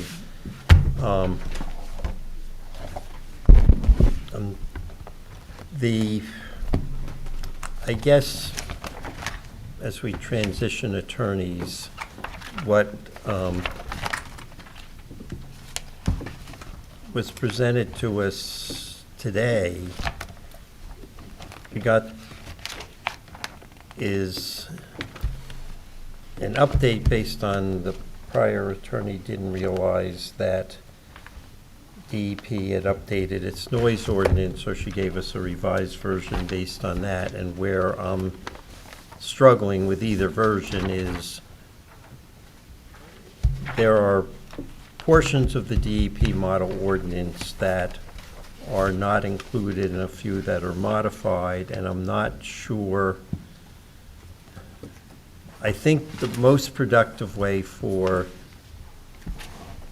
the council to have a discussion is to understand what's not being included, and we can then discuss why it should or should not be included. It's hard with no one other than me having a copy of the model ordinance, so to see what's missing, to discuss that. and I think that's the best way to discuss it, is to, what are the practical effects, I think, particularly in terms of the complaints we got tonight on Woodman Field noise, as to how we want to deal with that. And I actually have mixed feelings on how best to deal with it, but I think without everyone on the council seeing this is what could be included and isn't included, and saying we agree that shouldn't be included, or, and there may be provisions that she did include that we feel shouldn't be included, but it's without anyone other than me being able to look at the two, it's very hard to compare, and I don't want to go through and say section by section, this was left out, and read it to you, and because we'll be here past my bedtime. So do you want us to I think if bring this back at another meeting? Our attorney could do the comparison and before the next meeting, just so, and then we can have, and ideally well before, so council members in the interim can exchange thoughts as, this is great, I want to be able to blast my amplifier out my window and destroy my neighbor's ears, so we shouldn't be prohibiting that. And, we can comment and, not have to have a, focus on what the issues are, and then we can have the discussion based on those issues. Counselor, did you want to maybe just give the public, if anybody's watching, like the rough outlines of like what this is, that it's a model, that we're going off of a state model ordinance, and we're going to lightly adapt it? Well, okay, I can do this. Okay, Yeah. So the current noise ordinance is antiquated, will be my nice word for it, and very difficult to enforce, and DEP, it was not approved by DEP. DEP has a model ordinance that actually includes in it some optional provisions, but our then attorney prepared was something that, based on discussions she had with some council members, some discussions she had with staff, what she thought was appropriate. It leaves out a number of provisions in the DEP model ordinance and modifies a couple of provisions. And what I think makes sense is for the council to see what was and wasn't included and give their thoughts on that. And I think it would be helpful for members of the public to look at the DEP model ordinance, which it's, you can very easily type in DEP model noise ordinance and it pops up, and give their thoughts to the council on, we like Section 8. You should never include Section 7, and give comments on that, and, based on your thoughts on how that deals with noise situations you care about, because you think these situations should be able to make the noise, or you think these situations should not be able to make that type of noise, or that noise that is that loud, or the hours involved there. So I think that's probably the best way to proceed at this point. One thing I think, as I recall in our meeting with members of the Health and Code, was that 217.7, they want, we needed to remove, because isn't it the octave band sound pressure level, they were not able to, so like that's one technical part, that there's a whole way of measuring sound, and we don't have the C-scale measurement. That's right. I was puzzled because I thought that was not going to be in, but both things she sent today, the ones she sent, I guess, the other day and today, had it. And I don't know if she had a further discussion that, oh, we can do it, or, but I guess, Manager, if you could check with the staff and confirm that that provision shouldn't be in. So,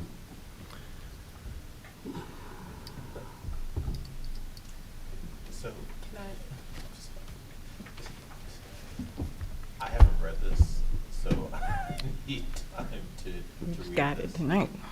I need time to read this, and then Well, that's part of what I'm saying, what we got the current version this afternoon, and Madam Mayor? Yes, Councilor Birmingham. But just so people are aware, the public is aware that we already, there's a statewide noise control act, right? That is already in play and that we are subject to. So just so the public is aware that we are sort of, as you're describing, we are fine-tuning something, but there already is a statewide noise control act that the entire state is under in terms of decibel levels and timing, et cetera. So I just want to make that clear, and that's enforced currently by Essex County. So was this posted for the public to see it? No. Okay. So then we can't. It wouldn't be posted. This is just up for discussion. And before it has to be approved according to Ruby, it actually has to go to the DEP before we even introduce it. It has to go to the DEP? Yeah. Okay, thank So, you. according to Ruby. So this wasn't posted. This is just for you guys to discuss. It's not even Okay. a vote on. It's just a part of your discussion. Thank you. All right. Anything else? Okay, so now we're going to move on to discussion of the tree ordinance, and whoever wishes to lead that discussion, please.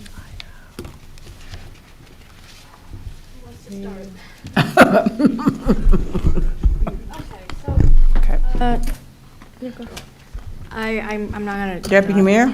I guess between Councilor Birmingham and I, this has been through now several iterations of the ordinance, and what the council members were given today is the latest draft.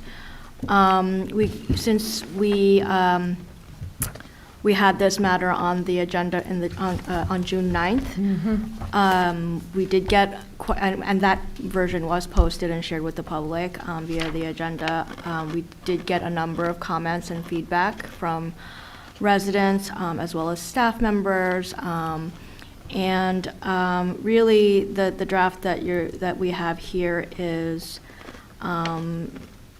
an attempt to be a bit more focused and realistic in terms of, really we want to have an ordinance that is going to be workable and be able to be administered and managed to be effective, basically, to meet our goals of both, preventing loss of larger trees, and having a better way of having a tiered replacement system. I think that's still very important, and also having a good way of monitoring compliance with replacement requirements.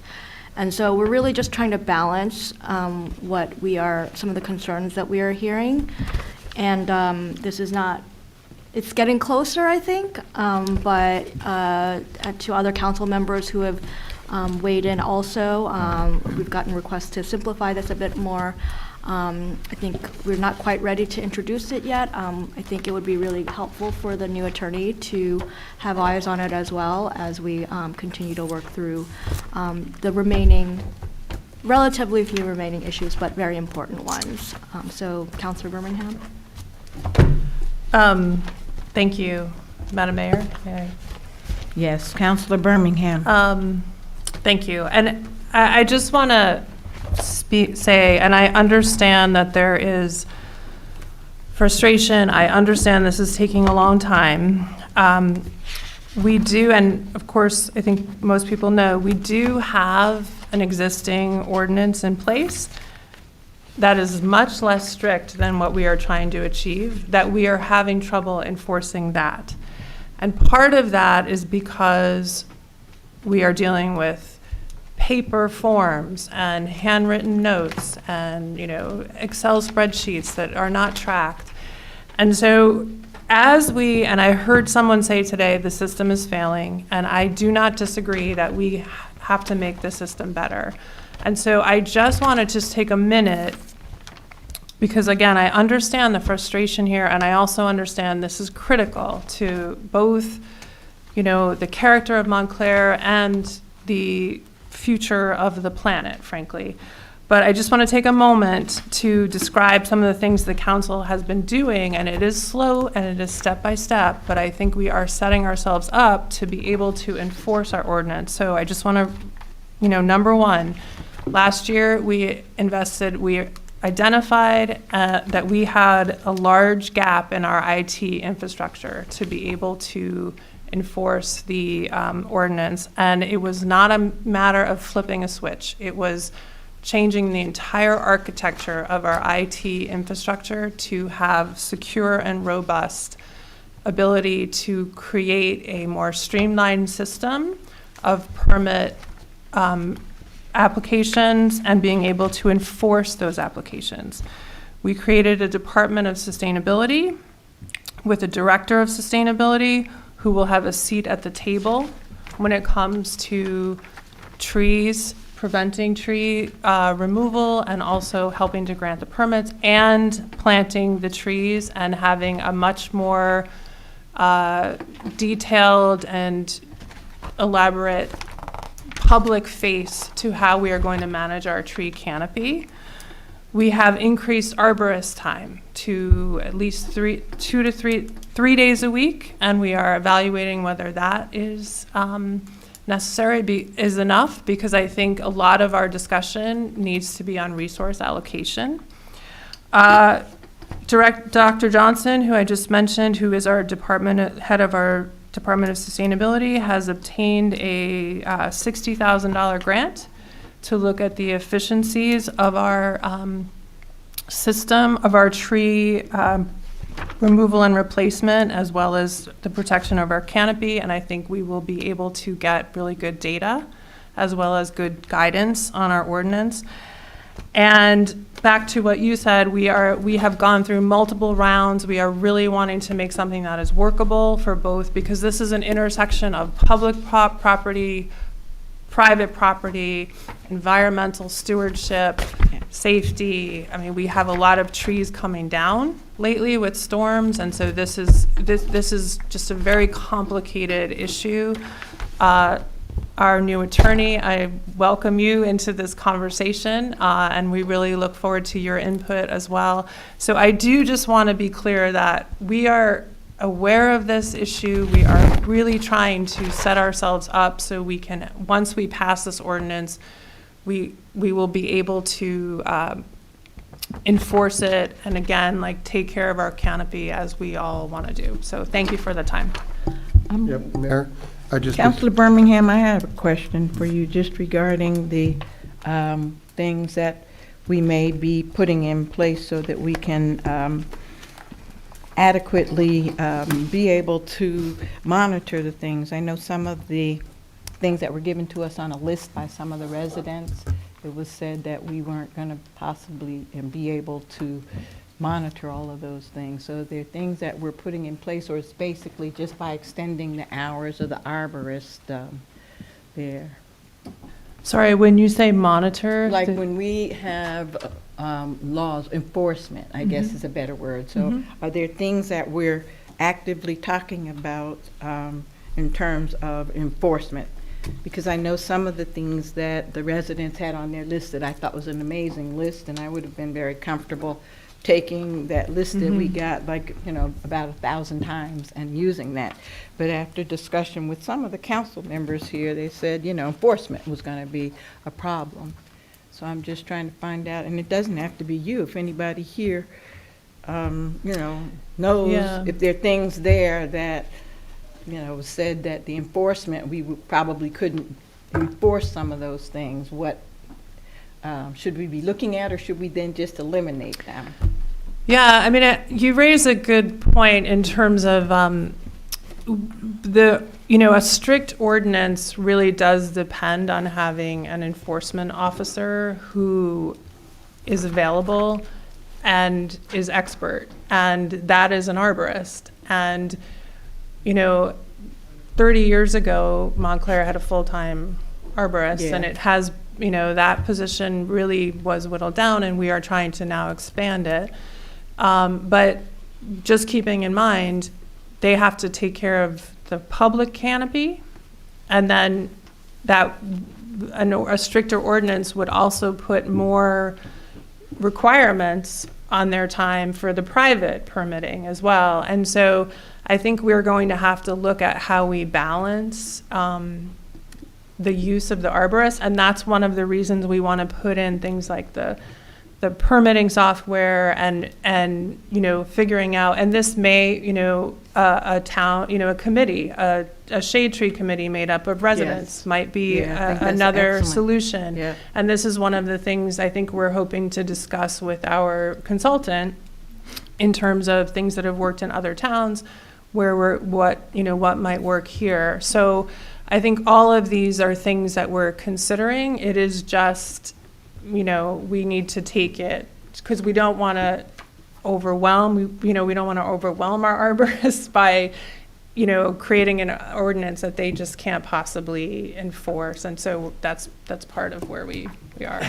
And I appreciate that. And then I guess my final question would be, at what point in time, I know after we had, robust discussions, but is it definitely off the table that we would not consider a full-time arborist position, because we celebrate, the township for our beautiful tree canopy, and I think that that's something that's been making Montclair for years. So I'm just wondering, if that's definitely off the table. I know times are difficult now, but like everything else, I guess we have to weigh what's most important to the masses, I think the more we demand, it's really going to be up to us. If we pass an ordinance that places a lot more demands on an arborist, we have to back that up with resources. Yep.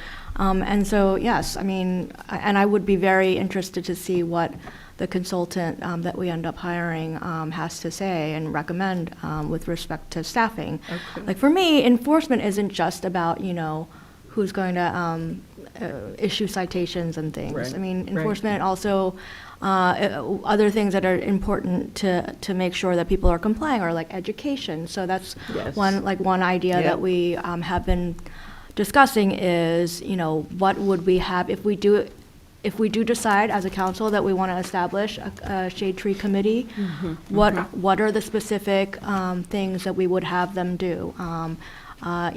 The Environmental Commission as well, they're also available. There has to be education, there has to be teaching people how to properly manage their trees. That's another point that came up in discussions, that, having a healthy tree canopy is not just about preventing completely elective removals of large trees, but also, making sure that people are have the resources and have the education to learn how to properly take care of the trees, so that they don't have a bunch of dead trees on their property, right? Yeah. And just to give you a sense, because I just heard this, that, the arborist, and again, in this time, we had a transition of arborists, right? Yep. So there was a time when we didn't have an arborist, and now we have an arborist. But when he's out of the office for a few days, he returned to the office and has 60 voicemails. Yep. And then when you consider an arborist who is an expert in trees, is this a good use of his time to be sitting and listening to 60 voicemails? And I will commend, Dr. Johnson, who I think recognized that and now is having the voicemails kind of listened to prior to the arborist, so he can come in and just look and be ready to look at, what's going on with the trees, so he can sort of be triaging. But it is just, there's a lot of work that is going on with when you have a beautiful tree canopy, and we have storms, we have trees reaching end of life, it's a lot of work, and so, yeah. Councilor Williams. Thank you. Kind of related issue, but I don't want to go too deep down a rabbit hole, is with the arborist, with the voicemail messages and stuff like that. I think that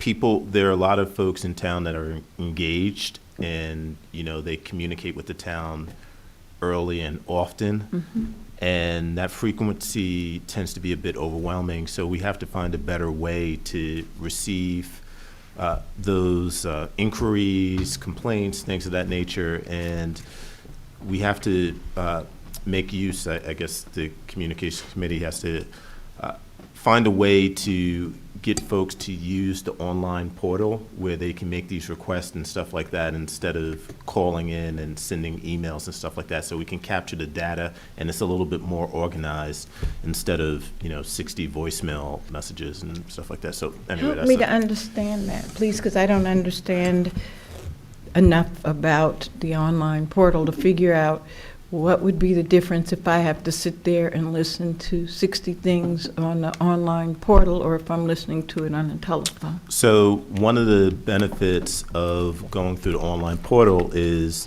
the data gets captured and it can be a little bit more organized. So, you can look at it and see, what are the type of requests, complaints, or whatever coming in, and two, maybe pin them down. Maybe it's the third ward is complaining about, such and such things. So with the voicemail messages and the emails going to each one of us individually, there's no coordination really between us because we're all getting these things separately, and we're doing our best to, try and satisfy whatever request is coming in, but having it all be organized so that one, it goes to the department, the actual folks that are doing the work, instead of coming to us and us forwarding it. And then also to capture the data so that we can see where the problems are and maybe be a little bit more proactive. So If I would may- the arborist be the person that would get the online thing, and then Councilor D'Amato, I'm sorry. So would the arborist be the person that would be getting the online portal messages? I'm just trying to figure that out. Right, so when you go in, depending on what you're asking about, I know I brought it up because we were talking about the arborist, but you go on there and say you have an issue with the tree. That would go to sustainability, arborist, or whatever. If you might have an issue with garbage, whatever, that would go to Department of Public Works. Did that take effect yet? Yes. So, that's what it's saying. It would go to the department where it needs to go, and then that would probably make Manager Mark's job a little bit easier. He can kind of see where the requests are going instead of him getting a bunch of individual emails and stuff like that. Oh, yeah, So, it would make all of our jobs easier. It would. Thank you, It would be Councilor the- D'Amato. The single biggest thing that you could do, because the single biggest problem that we have is that issues get buried in inboxes and they just disappear. And if you remember, Mr. Brown, who came in and called me to task for not being in touch, and he was totally right. And I don't know if everybody knows the case that he was talking about, but it was a similar environmental enforcement case that has lagged for years. And what it is that residents illegally filled in a creek, which they're not supposed to do. And after a long time of probably dozens of emails and phone calls, the township then sent out some, violation notices. But we haven't really followed up on them. So that's the key of why, and technology can help with that. But if we are right now in a situation where we have, notices that have gone to people, legal notices saying, you need to uncover this creek or provide us access to do it, but we don't have the ability to follow up the persistence. That's why we need to be careful when we're passing new things to be done, because it just adds to the pile of stuff that doesn't get executed, and people, end up legitimately unhappy with the work. So So it's really hard. Mr. Brown, if you're out there watching, I get it. Yes, Councilor Williams. Are we, so I think that we discussed both of the topics. Are we close to the end of the meeting? And I Yes, want to but talk I- about trees. And I also had a question for anyone that's working on, I know we are all doing different things, but have any of the other groups been addressing the size of the trees to be replaced? Because I know a lot of people are saying, they want comparable. So are people having any feelings about, where we are with that, or, So I will just say, I think there is an opportunity, and again, recognizing that we do have an issue with enforcement, even with a fairly mild tree ordinance. When we can discuss with our attorney, like to implement based on the New Jersey model ordinance, like a tiered tree replacement, potentially, designating what size they have to be, like tier 1, that you can't use just shade trees to, Right. sorry, the little what I'm trying Ornamental. to say. treelings? What's the word I want? Ornamental. No, it's, yes, or, yeah, the, That's not the word you're looking for. that's not the word I'm What looking, it is. screening trees, thank you. Yeah. Yeah, and I think we could do that fairly quickly. I think where you run into a little bit more trouble, especially on private property, is when you start to put in reasons why trees cannot be cut down. And that has to be very legally sound. And so, like, there was just an article, like Princeton, for example, they have 2 full-time arborists. They are, there was an article just last week that they had 460 permits or something like that, and they refused none of them. Like, they rejected no permits. They were all approved. Okay. And that's according to the article, it's the Princeton attorneys feeling that is what, how it should go. And so, like, I think putting in a tiered replacement, I think we can do that fairly easily. Or, I think when you start to put in, like, factors why you might reject a tree coming down, that is where you have to be very, very careful from a legal standpoint. And you also have to have the staff who is expert to be making those assessments. Yep. And the decisions. Yep. That's my thoughts. I think that's what Deputy Mayor was trying to explain to me Yeah. when we were talking about that.